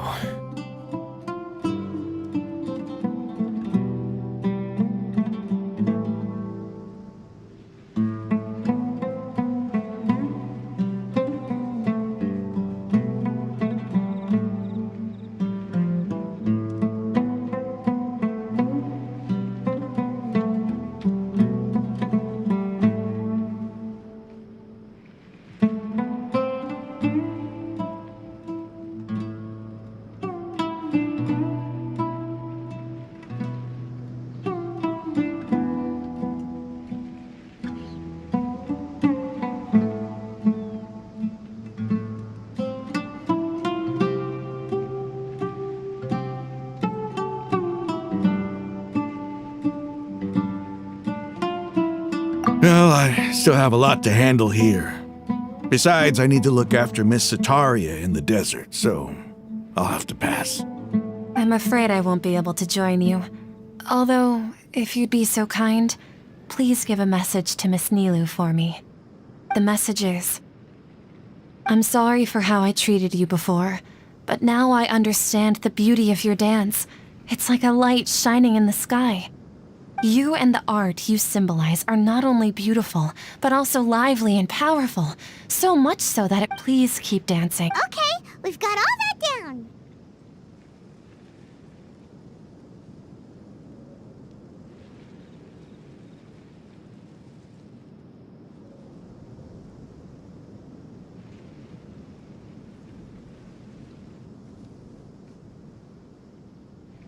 Our job here is complete as a... Got it.